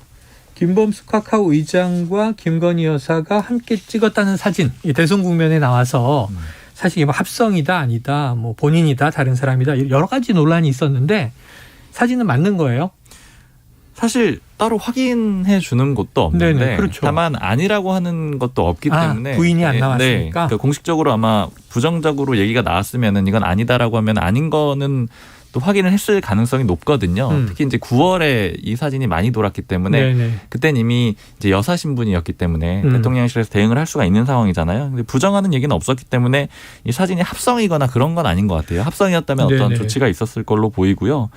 예전에 이제 문제가 됐던 게 그 게임 산업협회 그쪽에서 일을 했다라고 했었는데 맞아요. 그때 원래 이 이혜진 의장 같은 경우도 1기에 회장이었었거든요. 게임산업협회 회장. 근데 이제 서로 못 봤다라고 했어요. 알지 못한다라고 했었는데 이제 이 재직 기간이나 임기는 달라요. 김범수 초대 회장이었죠. 예. 초대 의장. 네, 그래서 아무튼 그 이후에 사진 찍힌 걸로 그냥 추정은 되고 있습니다. 근데 구체적으로 양쪽 다 확인은 안 해주고 있고 또 김건희 여사 같은 경우에도 이 사진은 지웠거든요. 이제 그 구체적인 얘기까지 좀 나오지는 않는 것 같아요. 그래요. 자, 언제 어떻게 찍은 사진인가? 하고 이런 질문이 또 나올 가능성도 있는데 아까 말씀하신 대로 그러면 또 의사진행 발언으로 서로 격돌할 것이 그 얘기는 먹통 안 하기로 사태만 했으니까. 다루기로 하지 않았느냐? 이런 또 이제 공방이 오갈 것 같습니다. 자, 지금 국감 증인 채택 때문에 좀 보니까 기업에 국회 대관팀이 있다. 이런 얘기가 늘 나오기도 했는데 박 기자님, 대관팀은 어떤 일을 하는 사람들이에요? 그러니까 표현 그대로 보면은 관을 대응한다 이런 정도로 이해하시면 될 것 관에 같아요. 대응한다. 그렇죠. 그러니까 대표적으로 국회가 될 수도 있고요. 네. 뭐 대통령실이 될 수도 있고 다른 정부 기관들도 다 네, 됩니다. 네, 네. 예. 기업들 같은 경우에는 여러 가지 뭐 규제라든가 이런 것들이 걸려 있을 수가 있잖아요. 그래서 이제 자신들의 입장을 좀 설명해야 되는 그런 상황들도 있고요. 그런데 이제 그보다도 이번에 좀 주목을 많이 받는 거는 사실 이 대관팀의 아주 중요한 최대 지상 미션은 총수들이 국정감사에 불려나가지 않도록 하는, 즉 국회에 나가지 않도록 하는 게 가장 중요하거든요. 왜냐하면 국회에 불려나가게 되면 그 자체로도 리스크가 되는 거고요. 준비하는데도 굉장히 힘들 수밖에 없잖아요. 직원들이 다 총동원이 될 수밖에 없거든요. 그래서 이제 그 전 단계부터 계속해서 일종의 그런 이제 관계를 맺고 뭐 소위 좀 안 좋게 표현한다면 로비를 하는 그런 역할을 하는 게 대관팀입니다. 이 대관팀 구성이 대체적으로 보면은 전직이라고 할 수 있는 보좌진들이 꽤 많이 가 있어요. 이게 왜냐하면 이 어떤 기업에 있는 사람들이 국회에 들어가는 게 접근하기가 굉장히 어렵거든요. 네. 아주 뭐 극단적인 예를 들자면은 인턴 만나기조차도 좀 힘들다 이런 토론을 들은 적이 있었거든요. 사실은 의원회관에 가기조차도 또 힘듭니다. 의원회관이 들어가기가 꽤 힘들게 돼 있어요. 예를 들자면 미리 신청을 해가지고 그렇죠. 그 의원실에 허락을 받으면은 회관이 이 층수가 여러 개가 있는데 출입증을 그중에 딱 받고. 그 층수만 들어갈 수가 있는 네네네. 정도로 아주 보안이 잘 돼 있거든요. 그러니까 여러 가지로 어려움이 있기 때문에 아무래도 전직들이 조금 인맥이 있으니까 이런 사람들을 많이 활용을 해서 보좌진들이 꽤 많이 있고요. 기자 출신도 있습니다. 이번에 보면은 카카오 이 먹통 사고 때 브리핑을 했던 게 양현서 부사장인데 기자 네네. 출신이에요. 또 처음엔 대관 업무를 했다가 이제 부사장까지 승진하는 그런 사례도 있었고요. 그리고 이제 대관 가지고 좀 논란이 됐었던 거는 예전에 2020년 때였는데요. 그때 류호정 의원이 지적을 했었던 얘기예요. 정의당 의원. 네, 맞습니다. 어떤 얘기였냐면은 삼성전자 상무가 국회에 너무 자주 왔다 갔다 하더라는 거예요. 류호정 의원실에서 봤더니 자기들한테 명함을 줬는데 삼성전자 상무 명함인데 이렇게 보니까 계속 왔다 갔다 하더라는 거예요. 어떻게 저렇게 자주 왔다 갔다 하지? 네네. 그래서 이제 그쪽에 물어봤더니 2층 안내실에다가 물어보니까 들어오는 거는 기자증으로 들어왔다라고 했다라는 거예요. 그래서 이제 그걸 찾아내가지고 아주 작은 언론사 기자로 등록을 해서 그 이름을 빌려가지고 상무가 왔다 갔다 하고 결국 그 상무는 이제 스스로 퇴직을 했었거든요. 그런 일도 있었습니다. 부연하면은 이분이 원래는 그 국민의힘 전신 그쪽 당직자 생활을 오래 한 분이고 삼성 대관으로 이제 취업을 했는데 원래는 이제 의원실이 뭐 출입이 옛날처럼 자유로웠다 하더라도 보통은 예의상 그 의원실에 이제 문의를 하고 허락을 맡아서 이제 출입증을 갖고 들어가는 게 정석인데 그 정의당이고 하니까 삼성 오지 마세요라고 분명히 계속 통보를 했는데도 어떻게 용케 왔다는 거예요. 그래서 이걸 역으로 추적을 해보니까 이분이 언론사 기자 신분이네 이런 식으로 해보니까 실제 그 언론사 뭐 홈페이지만 있고 그 뭐 기사를 쓰는 건 아니고 어쨌든 삼성이 그 정도로 굉장히 치밀하게 준비를 한 건지 어쨌든 꼬리 자르긴 했어요. 그분이 결국은 정리되는 걸로 끝났는데 이런 사례도 있었다. 이것 때문에 그 이후로 그 층만 이제 갈 수 있게 바뀐 거예요. 참 교묘하게 두 분 최 기자, 박 기자 이따 지갑을 좀 제가 검사해야 되겠습니다. 혹시 대기업도 이 임원 명함은 없는지 기자들이 그런 또 겸직을 하는 가능한 얘기가 아닙니다. 옳지 않습니다. 네, 그렇습니다. 자, 근데 뭐 이렇다는 게 어쨌든 국회와 기업이 이게 흔히 대관을 매개로 증인 채택 여부에서 서로 봐주고 그런 이 물밑 작업을 할 수 있다는 여지를 얘기하는 거죠. 결국 뭐 그런 게 있고 그렇기 때문에 이게 재취업의 경로로 계속 쓰이거든요. 네네. 그 보좌진들도 오래 하다 보면은 어쨌든 더 뭐 올라갈 때가 뭐 예를 들어 출마해서 의원이 된다든지 그게 없으면 이제 기업이나 이런 쪽 가야 되는데 했던 일이 그냥 국회에서 이제 보좌 업무였기 때문에 그거를 기업에서 똑같이 할 수는 좀 없는 것 같고 그럼 이제 어쨌든 대한민국은 계속 이 국회나 이게 법을 만들면은 계속 규제가 생기고 그렇잖아요. 그렇기 때문에 기업 입장에서는 잘 설득하고 그런 일이 필요한데 보좌진 출신이나 뭐 언론인 출신이 가서 했더니 좀 일을 잘하더라 뭐 이런 게 이제 업계에서 알려지면서 결국은 이렇게 됐는데 이게 좀 하나의 어떻게 또 나쁜 사례라고 할 수 있는 게 뭐냐면은 2019년 타다금지법이 통과가 됐잖아요. 네네네. 박홍근 원내대표 그때 당시 의원이었는데 그게 통과된 이후로 그 해외 이제 스타트업 투자자들이 한국에 투자를 하기 전에 이렇게 물어본다는 거예요. 너네 회사는 한국에는 보니까 국회나 이런 관 쪽 리스크가 있던데 그거에 대해 얼마나 대응이 돼 있니? 돌려 말하면 대관 업무 담당자가 어떻게 누구로 얼마나 준비돼 있니? 이거를 투자하기 전에 물어본다는 거예요. 정관계와 커넥션이 있느냐? 그래서 이제 저도 보좌진들한테 들은 얘기가 이 타다금지법 통과된 이후에 사실 그쪽으로 진출할 일자리가 엄청 늘었다. 그 하나의 이게 뭔가 좀 나쁜 커넥션 사례로 좀 증명이 된 사례입니다. 이게 국감 중이니까 그렇긴 한데 뭐 얼마 전에 연합뉴스에 보니까 이 네이버 국감 증인 채택 잘 안 된다 이런 비판 기사가 나와서 그럼 대관팀이 지금도 활약하고 있다고 봐야 되나요?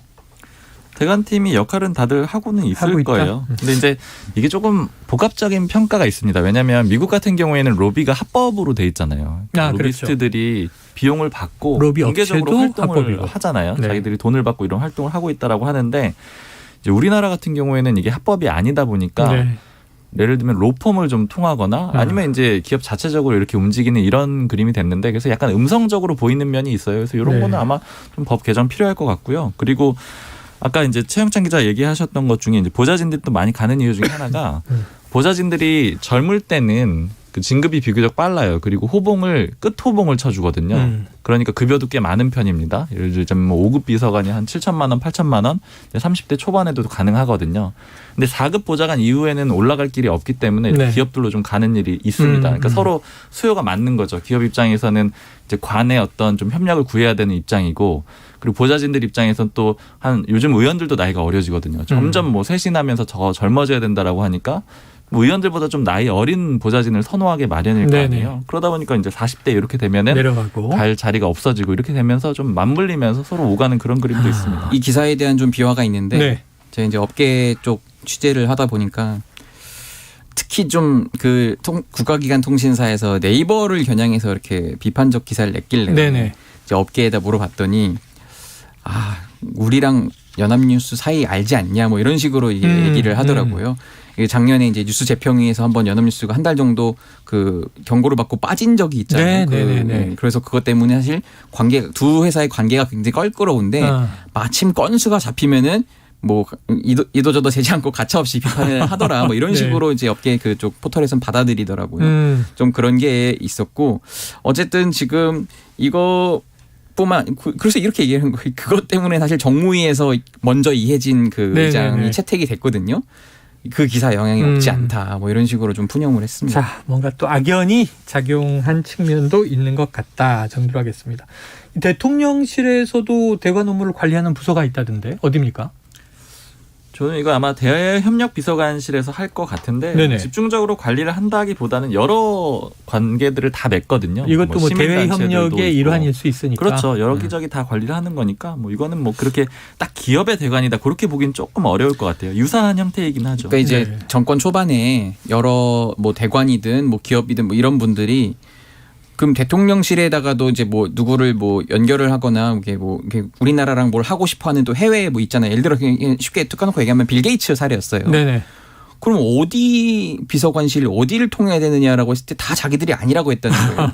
그래서 결국 그런 이제 뭐 불만들도 있고 하니까 그러면 어쨌든 창구를 하나 만들어준 셈이라고 보시면 될 것 같아요. 그래서 이제 대외협력 비서관이 그런 역할이었고 뭐 실제로 뭐 그 네이버의 대관 총 수장이었던 모 비서관이 있었는데 어제 보도에 따르면은 경질됐다. 뭐 이런 게 지금 보도가 나오고 있습니다. 야, 이게 대통령실, 대외협력실, 대외협력 비서관실. 그럼 이게 문득 떠오르는 게 이제 얼마 전에 MBC에 공문 보낸 일이 있었잖아요. 그 비서관 논란 사태 직후에. 근데 당시 공문 수신자와 양식을 놓고 이상하다 이런 논란이 막 있었어요.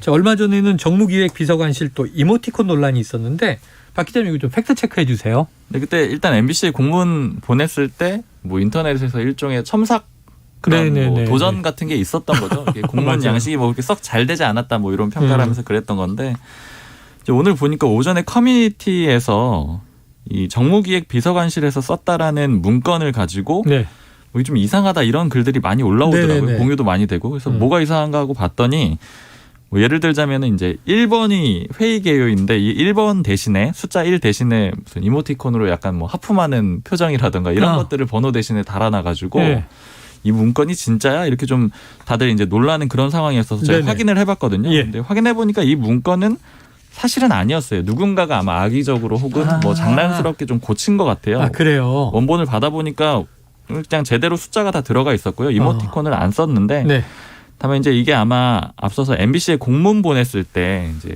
공문 양식이 좀 이상하다 이런 지적이 나오니까 누군가가 좀 그거를 또 생각을 해가지고 다시 한번 만진 게 아닌가 좀 그런 생각이 들고요.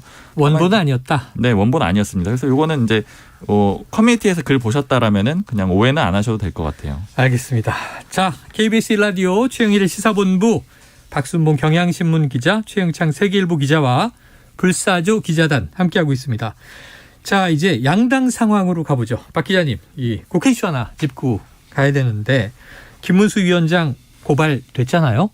국회가 시끌시끌한데 자, 김문수 위원장 좀 본인의 입장 또 국민의힘의 속내 지금 어떤 분위기입니까?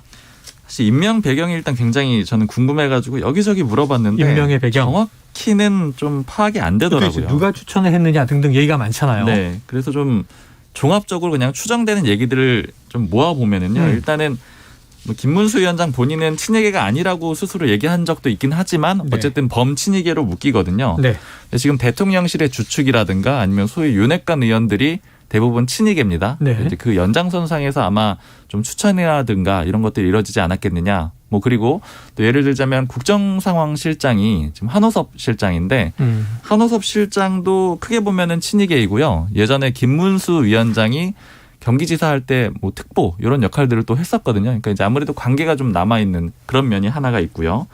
그리고 이제 두 번째로는 노동 쪽의 인사들이 대부분 좀 유승민계 의원들이 좀 많아요. 그러니까 유승민계 의원들이 예전에 KDI 출신 경제학자들이 많았잖아요. 특히 뭐 예를 들자면 이종훈 전 의원 이런 사람들은 네. 예전에 문재인 정부에서도 노동부 장관으로 제안을 한 적도 있었거든요. 네. 그런 노동 경제 쪽 인사들이 유승민계 의원들이 많다 보니까 인사들이 많다 보니까 아마 그들을 좀 배제하는 과정에서 남은 사람이 별로 없었던 게 아니냐. 이제 뭐 여권 관계자가 하는 풀이 얘기는 너무 없었다. 네. 그냥 솔직하게 얘기하면 우리가 사람이 좀 없다. 네. 이쪽에 이제 노동 문제 좀 아는 사람 있어? 이렇게 하면서 거론됐던 사람들 중에서 아마 김문수 위원장이 어쨌든 노동운동을 열심히 했던 것은 진정성 있게 했던 것은 네. 그 당시 했던 건 사실이니까 40여 년 전에. 그렇죠. 그런 것들로 네. 인해서 아마 추천이 됐을 것이다. 이런 얘기들이 있고요. 그리고 이제 두 번째로 볼 만한 게 이제 김문수 위원장의 발언 이런 거예요. 그러니까 네. 지금 나와서 지금 국민의힘에서 해명을 하기로는 물어보니까 답한 건데 왜 그걸 가지고 사상 검증을 해가지고 이렇게 하느냐 이런 얘기들이 있는데 김문수 위원장의 발언이 좀 의도적이다 이런 평가들이 많습니다. 네. 이런 얘기를 하는 것 중에 하나 이제 노동계 쪽 사람이 하나 해준 얘기인데 지금 경사노위 위원장 같은 경우에는 물론 굉장히 중요한 자리이긴 하지만 보통 예를 들자면 교수들이 하거나 이렇게 해서 네네. 비상근직으로 있었어요. 뭐 전임 노동부 장관이나. 네, 많이 정치인이나. 나오는 자리는 아니었고 그러다 보니까 주요 역할들을 상임위원들이 많이 했었습니다. 네네. 상임위원들이 기자들을 만난다거나 아니면 일종의 대변인 역할도 한다거나 네. 이런 식의 역할을 했었는데 이번에 지금 아직 실현된 것 같지는 않은데 김문수 위원장이 자신은 대변인을 두겠다. 뭐 이런 얘기를 했다라는 네네. 얘기가 있고 그리고 또 명함을 이제 직원들이 만들어 갔더니 사진을 좀 넣어라. 뭐 이런 식의 지시를 했다라는 얘기를 네네. 들었어요. 그러다 보니까 이제 이걸 전해준 사람 얘기는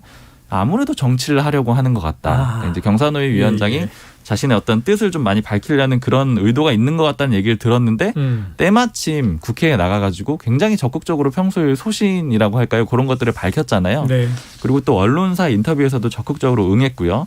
특히 CBS에 인터뷰해가지고 그 이제 진행자하고 꽤 이제 설전도 벌이고 이러면서 맞아요. 또 일종의 논란 비슷하게 거기서 됐었는데 총살감 얘기 나왔죠. 맞습니다. 근데 그 영상에 대해서도 경사노위 쪽에서 또 원본을 달라 그랬다 그래요. 이제 그거를 일종의 잘된 인터뷰라고 좀 생각을 하는 게 아니냐 이런 해석들이 있어요. 미디어에서 인터뷰 영상 달라 그러면 홍보용으로 쓰려고 그러는 건데. 그러니까 이게 그래서 결국에 이제 여권에서 하는 얘기들은 김문수 위원장이 이제 평소에 가지고 있던 생각 이런 것들을 지지하는 사람들이 있잖아요. 네. 그러니까 그 사람들을 좀 보여주기 위한 그 사람들에게 보여주기 위한 그런 행보라고 볼 수가 있다 이런 얘기도 네. 있고 그리고 또 다른 모 여권 관계자 같은 경우에는 김문수 위원장 임명한 것 자체가 그간에 너무 좀 배제돼 있었다라고 생각이 되는 아주 강성 보수 지지층들 있잖아요. 예를 네. 들자면 부정선거를 얘기하는 예. 이런 지지층들을 좀 보듬어주는 그런 의미도 있다 이런 해석들도 있습니다. 야, 그게 또 이 중도 시민들과 또 이 반대쪽에는 어떤 영향을 미치는가, 또 이제 어떤 균형 감각에서 옳은 것인가, 그 자리가 맞는가, 참 많은 여러 가지 얘기가 나오고 있는데요. 알겠습니다. 정리해서 좀 지켜보도록 하고요. 거취 문제에 대한 뭐 어떤 요구나 또 논란도 있으니까요. 네. 자, 지금 국민의힘은 다른 무엇보다 가장 중요한 관심이 전당대회 언제냐. 지금 뭐 빨리 하자는 입장도 있고요. 또 늦게 가도 뭐 문제없다는 입장도 있고. 왜냐하면 이준석 전 대표의 변수가 제거됐다. 네. 지금 실제로 언제쯤 될까요? 현실적으로? 설들은 여러 가지 나오고 있잖아요. 설은 6월 많아요. 전대설, 그러니까 연기된다 이런 설도 있고 6월. 여러 가지 얘기들도 있는데 제가 이제 어제 그 대통령실 쪽 사람하고 얘기를 해봤을 때는 네네네. 네, 따끈따끈하겠네요. 2월 전당대회가 거의 확실하다 이런 식으로 좀 생각을 하고 있어요. 2월. 그때 해야 약간 당위적인 차원으로 생각을 네. 하고 있더라고요. 물론 이제 그것도 당과 조율을 해야 되겠지만 즉 그 얘기는 너무 늦어져서는 안 된다라는 거고요. 그리고 지금 대통령실의 가장 큰 관심사가 전당대회입니다. 네. 새로운 당대표가 누가 될 것이냐 가장 큰 관심사고 뭐 적어도 뭐 3개의 수석실 이상에서 다 관심을 기울이고 있는 걸로 들었어요. 그래요. 정무수석실 당연히 포함이 되겠고요. 네. 결국 대통령실에서 이제 다음에 당대표가 누가 되느냐가 굉장히 중요한 이유는 이제 설명을 들은 건 이런 얘기예요. 예를 들자면 유승민 전 의원이 당대표가 된다. 혹은 또 안철수 의원이 당대표가 된다. 네. 이렇게 되면은 여당이 대통령실과 다른 당적과 다름없어진다. 그러니까 결국 이제 다른 당이 다른 당이 여당이 되는 그런 꼴이 되는 것이다. 그렇기 때문에 결국에는 법륜 그룹에서 한 이 인사를 좀 앉혀야 된다 이런 위기감이 좀 있는 상황이고요. 그러니까 이 미션을 좀 실패하게 되면은 저는 이준석 전 대표와 겪었던 그런 갈등 이상으로 이제 전국 운영이 어려워질 거라고 그렇게 보고 있는 것이죠. 네. 근데 다만 그렇다고 하더라도 누구를 앉힐 거냐 이것까지는 아직 결정이 좀 된 건 아닌 것 같아요. 왜냐면은 일단 후보군들이 좀 마땅치 않고 요 얘기는 이제 몇 번 말씀을 드렸었는데 지금 내부적으로도 좀 정리가 뚜렷하게 돼 있지 않잖아요. 그러니까 유승민 전 의원이 그래서 나올지 지난주 시간에도 누굽니까? 제가 여쭤봤더니 세 그룹 말씀드리겠다. 세 그룹을 얘기했었어요. 맞아요. 유승민 전 의원 반윤 그룹, 그리고 전통적인 보수 친윤 그룹, 또 독자 세력 안철수 맞습니다. 의원 그룹, 그대로 가는데 지금 친윤 그룹 내에서도 누군지는 미지수다. 근데 나경원 전 의원이 최근에 부총리급 자리를 하나 맡았잖아요. 네. 부위원장. 그럼 이게 배제냐? 본인은 아니다. 겸직 가능하다. 배제입니까? 해석이 두 개가 같이 있어요. 일단 첫 번째 해석은 이제 처음에 나왔던 대체적인 해석은 저도 저희 이 방송에서 여러 번 말씀을 드렸는데 나경원 전 의원이 나오게 되면은 이 범친윤 그룹 내에 표가 갈리기 때문에 오히려 반윤 내지는 안철수 의원이 당선이 될 수 있어서 반드시 정리를 하려고 할 것이다. 이런 말씀을 드린 적이 있었거든요. 방송에서.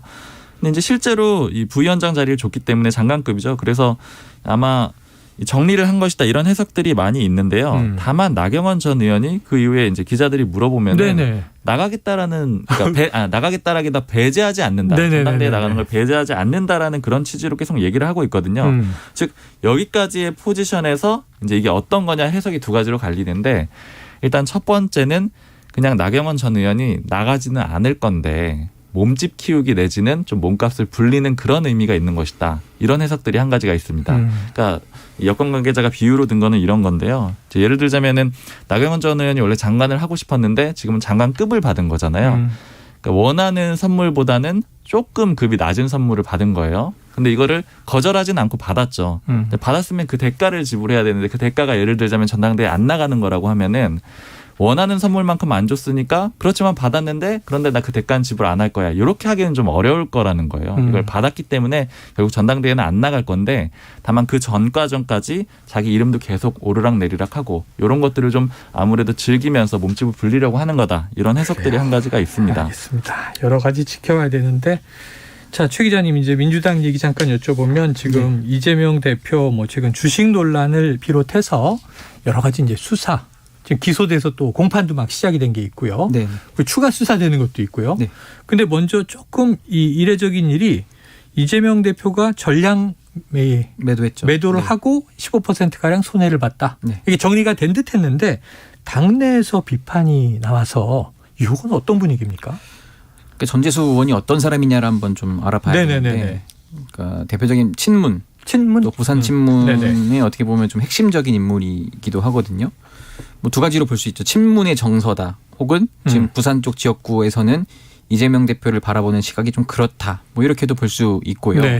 실제로 좀 그러니까 이게 지금 저도 방금 전에 이제 모 의원과 점심을 하면서 한 번 더 물어봤는데 본인은 이렇게 얘기합니다. 이재명 대표 행동도 이해가 되고 전재수 의원의 말도 이해가 간다. 그 말인즉 물론 이재명 대표가 뭐 주식을 한 것 자체를 문제 삼을 수도 있고 당원들이 이렇게 시리에 빠져 있는데 혼자 주식을 했다고 이렇게 뭐 비판을 할 수도 있겠지만은 그렇다고 뭐 시리에 빠져 있는 게 이제 뭐 바로 직후도 아니고 이제 주식 매수 시점이 한 달 반에서 두 달이 지난 시점인데 그럼 본인도 어쨌든 이제 좀 털고 일어나면서 뭐라도 좀 해볼 의지가 있지 않겠냐라고도 하기도 했고 그리고 우리가 주식을 바라보는 관점을 너무 좀 이렇게 죄악시 여기지 않았으면 좋겠다. 자본시장 이제 열려 있는 거 아니냐 뭐 이렇게 보기도 하고요. 예전에는 뭐 사행성처럼 보던 시절도 있지만 지금은 너무 일반화됐잖아요. 그래서 뭐 게임 페인 된 것보다 낫지 않냐 뭐 이렇게 또 누가 얘기를 방금 하는데 뭐 그런 시각이 있는 반면 계속 소위 말하는 이제 반명, 뭐 친문 이런 그룹에서는 아직도 이제 팔짱을 딱 끼고 이제 보고 있어요. 뾰족하게 보고 있다. 지금 계속 검찰 수사도 받고 있는데 이런 것까지 있네. 이거 되겠어? 이런 식으로 좀 삐딱이라고 친명에서 볼 때는 좀 삐딱하게 볼 수 있는 좀 그런 분위기가 지금 진짜 거의 한 물어보면 반반 정도 이런 분위기가 형성이 돼 있는 것 같아요. 그래서 딱 그렇잖아요. 지금 전재수 의원이 그런 식으로 비판적으로 실망스러웠다고 했더니 오늘 아침에 안민석 의원은 뭐 그럴 수도 있지 않냐고 바로 나오는 것처럼. 최재성 전 수석 얘기도 있었고. 지금 딱 그 정도로 당이 그러니까 수면 아래에는 갈라져 있는데 이거를 표면화하기에는 너무 지금 윤석열 대통령이라는 소위 그 큰 이제 뭐 적과 지금 경쟁을 하고 있기 때문에 그러진 못하고 있지만 이게 총선이 다가올수록 불만은 계속 커지고 있다 이렇게 보입니다. 자, 이 사법 리스크 워낙 공이 여러 개예요. 매일매일 이공저공 날아오는데 자 민주당이 뭐 단합해도 이건 극복이 어떨까 싶은데 이재명 대표도 SNS에 글을 하나 남긴 게 있죠. 뭐 증언이 올라오고 있다 이런 얘기 있잖아요. 없던 증언이 생겨났다.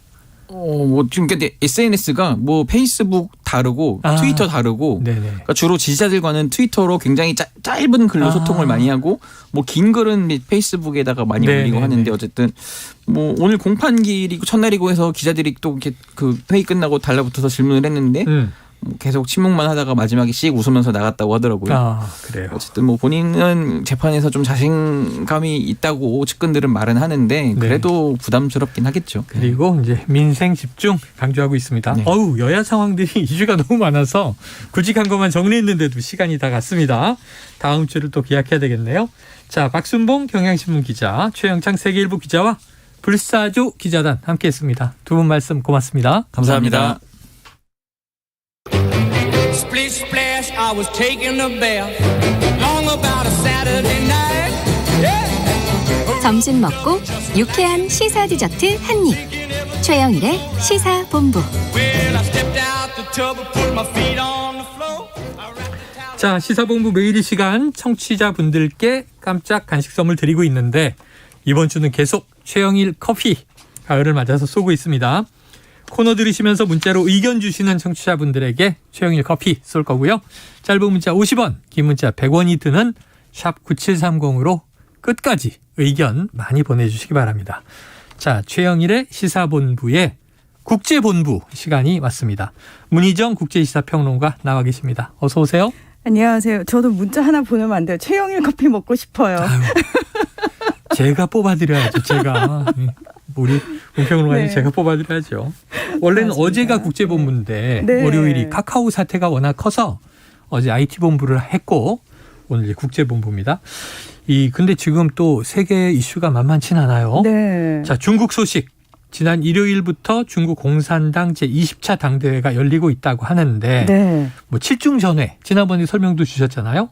가장 중요한 정치 행사죠. 그렇습니다. 이 당대회는 공산당의 전당대회예요. 말 그대로 중국은 공산당 일당 독재 체제이고 근데 이 전당대회를 5년에 한 번씩 하는 겁니다. 그러다 보니까 워낙 이제 집중이 될 수밖에 없는데 향후 중국을 이끌어갈 지도부 구성원을 결정하는 최대 정치 행사고요. 지금 중국 전역에서 공산당의 대의원 2296명이 베이징의 인민대회당에 모여 있습니다. 자, 이들이 모여서 그럼 무엇을 하느냐? 5년에 한 번씩 정책 승인 이제 최고 기구가 열리다 보니까 그럼 그 5년 사이에 중요한 정책들을 누가 결정할 것이냐? 중앙위원회라고 있습니다. 이 중앙위원회를 200명의 중앙위원들이 구성을 하는데 지금 대의원들이 이 200명의 중앙위원을 뽑습니다. 그리고 이 중앙위원들이 다시 당을 대표하는 총서기와 정치국 상무위원 7명, 정치국 위원 25명을 선출하게 되는 겁니다. 참고로 이 최고 지도부인 상무위원, 정치국원 등은 통상적으로 당대회 폐막일 다음 날에 열리는 중앙위원회 1차 전체 회의, 일중 전회에서 공개가 됩니다. 그래요. 자, 당대회를 앞두고 이 베이징, 중국의 수도니까 경계 태세가 상당히 강화됐다면서요. 뭐 베이징을 요새화했다 이런 얘기까지 나오더라고요. 요새화. 예, 근데 이제 워낙 이 당대회가 뭐 시진핑의 3년임을 공식화하는 당대회다 보니까 사실은 그 20차니까 사실 100년이 됐다는 얘기잖아요. 중국 공산당이. 5년마다니까. 그렇습니다. 근데 아마도 이 20차 당대회를 기점으로 그 이전의 중국과 그 이후의 중국이 정말 달라질 겁니다. 한 세기를 그렇습니다. 전환하면서 그렇습니다. 외신에서는 대관식 이렇게 표현을 하더라고요. 시황제의 대관식이 열린다라고 얘기하는데 그게 진짜 정확한 표현인 게요. 이번 당대회를 기점으로 정말 시 주석 1인 권력체제가 공고화될 겁니다. 공식적으로 될 거고요. 그래서 그걸 결정하는 공식화시키는 당대회이기 때문에 뭐 범죄자들 140만 명 검거했다고 그러죠. 그리고 뭐 중국인들 2억 명을 뭐 봉쇄하거나 격리했다라고 얘기를 하고 있고요. 이건 뭐 오프라인에서 그런 거고 온라인상에서는 또 사이버 검열이 엄청났습니다. 뭐 당연히 유언비어와 사회 혼란을 차단하기 위해서다라고 이야기를 하고 있는데 보통 중국에서는 만리 방화벽이 있어서 해외 사이트 접속이 안 되지만 그래도 중국 사람들이 VPN VPN이라고 그래가지고 가상 사설망을 통해서 우회해서 다 접속했거든요. 근데 이번에는 그것까지 다 차단시켰다는 거 아닙니까? 그러니까 그 정도로 엄청나고요. 그리고 외신 기자들 취재할 때도 절대 자유가 주어지지 않습니다. 일단 프레스센터에 모아놓고 영상을 틀어주면서 그 영상 보면서 기사 쓰라고 하고요.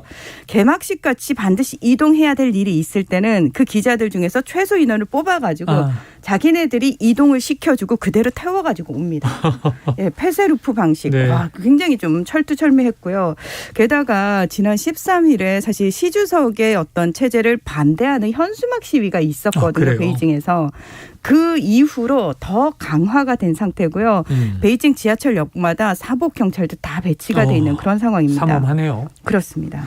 자, 이 개막식 시 주석이 1시간 45분 동안 업무 보고와 연설을 했다고 하는데 아니 짧게 보도가 되지만 굉장히 전형적인 그 중국어로 뭐라고 얘기하는데 이게 1시간 45분. 천천히 말해요. 시 주석은 또. 말투가 굉장히 느립니다. 그래서 약간 강의하는 느낌? 중국어로. 자, 어떤 내용들이 담겨 있었던가요? 네. 1시간 45분. 사실 이번에 서머리. 요약본만 얘기했다고 얘기할 정도로. 요약본만 얘기했는데도? 네. 왜냐하면 지난 당대회에서는 3시간 30분간 했거든요. 예. 절반 정도로 시간을 줄였네요. 자, 우선 자신이 집권했던 지난 10년의 성과 강조했습니다. 그리고 이른바 시진핑 사상으로 불리는 신시대 중국 특색 사회주의 사상을 28차례나 언급하면서 이 자신의 장기 집권 정당성을 확보하는 데 주력했습니다. 중국 특색 사회주의 이게 이제 시진핑이 처음 얘기한 건데요. 그 시장 경제 시스템을 받아들였지만 사회주의 체제를 그대로 유지하겠다라는 의미잖아요. 그리고 이전에 마오쩌둥이나 덩샤오핑 시대를 지나서 시진핑의 시대에는 뭐가 대두될 것이냐. 시진핑은 공동부유라는 걸 계속 강조했거든요. 이건 뭐냐면 개혁 개방을 통해 가지고 중국이 전체적으로 성장을 하기는 했지만 상당히 빈부격차가 심각해졌기 때문에 저는 이 시진핑은 중국 인민 전체를 다 잘 살게 해주겠습니다. 그래서 제가 계속 집권해야겠죠. 라는 식으로 끌고 들어가는 거죠. 함께 부유해져야 한다. 그렇습니다. 그리고 중화민족의 위대한 부흥, 중국몽 이런 것들도 얘기를 하면서 자신을 중국을 강하게 만든 인물로 상징화했습니다. 또 안전, 안보 이런 단어도 많이 얘기를 했는데 지금 중국이 외부에서 굉장히 중국을 많이 위협하는 요소들이 있기 때문에 시진핑이 계속 장기 집권을 하면서 이걸 막아내고 안정화시키겠다라는 식의 명분을 끌고 가는 거예요. 그러니까 어디서 출발해도 다 결국은 결론은 시진핑으로 돌아오게 만드는 그런 얘기들인데 가장 박수가 많이 나왔던 얘기가 사실 대만 문제와 관련된 얘기거든요. 무력을 사용을 포기하지 않겠다라고 얘기를 했는데 이건 뭐 특별한 건 아니고요. 시 주석이 연초에 하던 시정연설을 통해서도 무력을 통해서라도 대만 통일을 하겠다라고 얘기를 하는데 왜 이번에 사명임이라고 얘기를 합니다만 5년 10년 했으면 끝나야 되는데 5년을 더 하겠다는 거잖아요. 근데 지난 10년간 시진핑이 그렇게 겨우 5년을 더 하려고 그 많은 작업들을 했을까? 그건 아니라는 거예요. 자, 그러면 지금부터 5년 후가 언제죠? 2027년. 그렇죠. 자, 2027년이 요쯤이 대만 통일 얘기가 본격적으로 될 거다. 대만 통일이 될 거다라고 얘기가 되는 이유가 뭐냐면 이 중요한 일을 앞두고 시 주석이 내려오거나 또 다른 주석이 들어서는 교체돼서 되겠느냐? 그렇죠. 리더십이. 정치적 급변 사태를 맞으면 안 된다. 5년 지나면 사연임 나온다. 당연합니다. 그 사연님으로 가면은 그 다음부터는 그냥 종신까지 가는 거죠. 종신까지 간다. 네. 알겠습니다. 자, 사실상 시진핑 국가주석의 사면임이 확정되는 이번 당대회. 뭐 이변 없을 것 같고요. 어떤 대목을 좀 눈여겨보면 좋겠습니까? 그러니까 공산당의 헌법이라고 할 수 있는 당장에 시진핑 사상이라는 단어가 들어가는지를 좀 볼 필요가 있고요. 그리고 시진핑에게 인민영수라는 호칭이 부여되는지를 좀 보실 필요가 있습니다. 마오쩌둥이 위대한 영수로 불렸잖아요. 이 영수가 이제 뭐 최고 지도자라는 뜻인데 만약에 마오쩌둥처럼 시진핑에게도 영수라는 단어를 호칭을 붙여주게 되면 마오쩌둥처럼 시진핑의 장기 집권, 종신 집권을 할 수 있도록 길을 열어준 것이다. 이렇게 이해를 하셔도 네. 될 것 같습니다. 무엇보다 덩샤오핑이 열었던 집단 지도 체제, 그러니까 상무위원 7명이 함께 끌고 가는 이 시대가 저물고 시진핑 한 사람으로 권력이 집중되는 그런 것만은 분명해질 것이다. 이런 걸 확인하실 겁니다. 아마. 인민영수 이 단어가 등장하는지 지켜보도록 하겠습니다. 자, 영국으로 가보죠. 지금 이 트러스 총리로 바뀐 지가 40여일.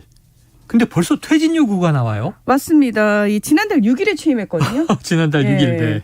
이 세 번째 여성 총리였는데 이제 문제는 영국이 총체적 경제적 위기를 겪고 있는 상황에서 취임하는 거기 때문에 과연 이 난관을 어떻게 헤쳐나갈 것이냐 이런 부분에 관심이 모아졌습니다.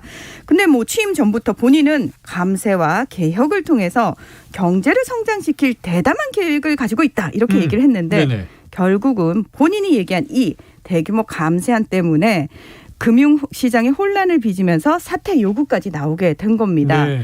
자, 그러면 도대체 트러스 총리가 어떤 감세안을 내놨느냐. 70조 원 규모의 감세안을 담은 미니 예산을 발표했는데 이 내용이 상위 1%가량인 50만 명의 고소득자에게 세금을 깎아주고 그리고 기업들의 법인세율을 낮춰주는 겁니다.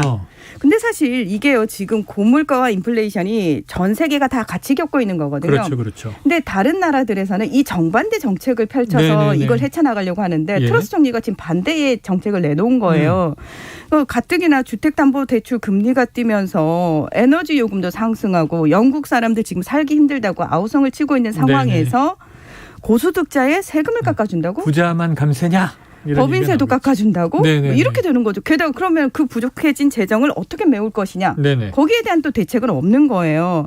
자, 상황이 이렇게 영국이 막 불안해지니까 국가부채 급증과 물가 불안 우려로 영국 파운드 가치도 급락을 합니다. 그러니까 미국하고 국제통화기금 IMF까지 지금 정신 차려라라는 식으로 비판을 하고 나선 거죠. 자, 그러니까 급하게 지금 내놓은 재무장관 교체안인 것 같아요. 맞아요. 예, 본인이 이제 선거 캠프에서 자기를 도와줬던 그 재무부 장관을 내치고 제러미 헌트 전 외무부 장관은 후임으로 앉히면서 불만을 잠재우려고 하고 있는데 새로 취임한 이 헌트 장관이 트러스 총리의 감세안 대부분 없던 걸로 할 거다. 백지화를 얘기를 합니다. 그래서 일각에서는 헌트 장관이 실질적인 총리고 트러스 총리가 이름뿐인 총리 아니냐 이런 얘기가 나오니까 트러스 총리가 영국 BBC 방송과의 인터뷰에서 너무 멀리 너무 빠르게 감세안을 추진한 실수에 대해서는 사과하고 싶다면서 공개적으로 사과를 했습니다.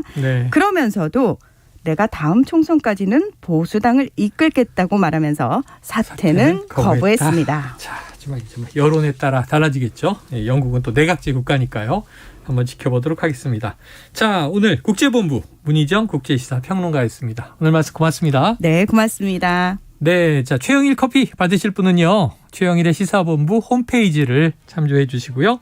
오늘 준비한 내용은 여기까지입니다. 저는 내일 낮 12시 20분에 다시 찾아뵙도록 하겠습니다. 지금까지 청취해 주신 여러분 고맙습니다.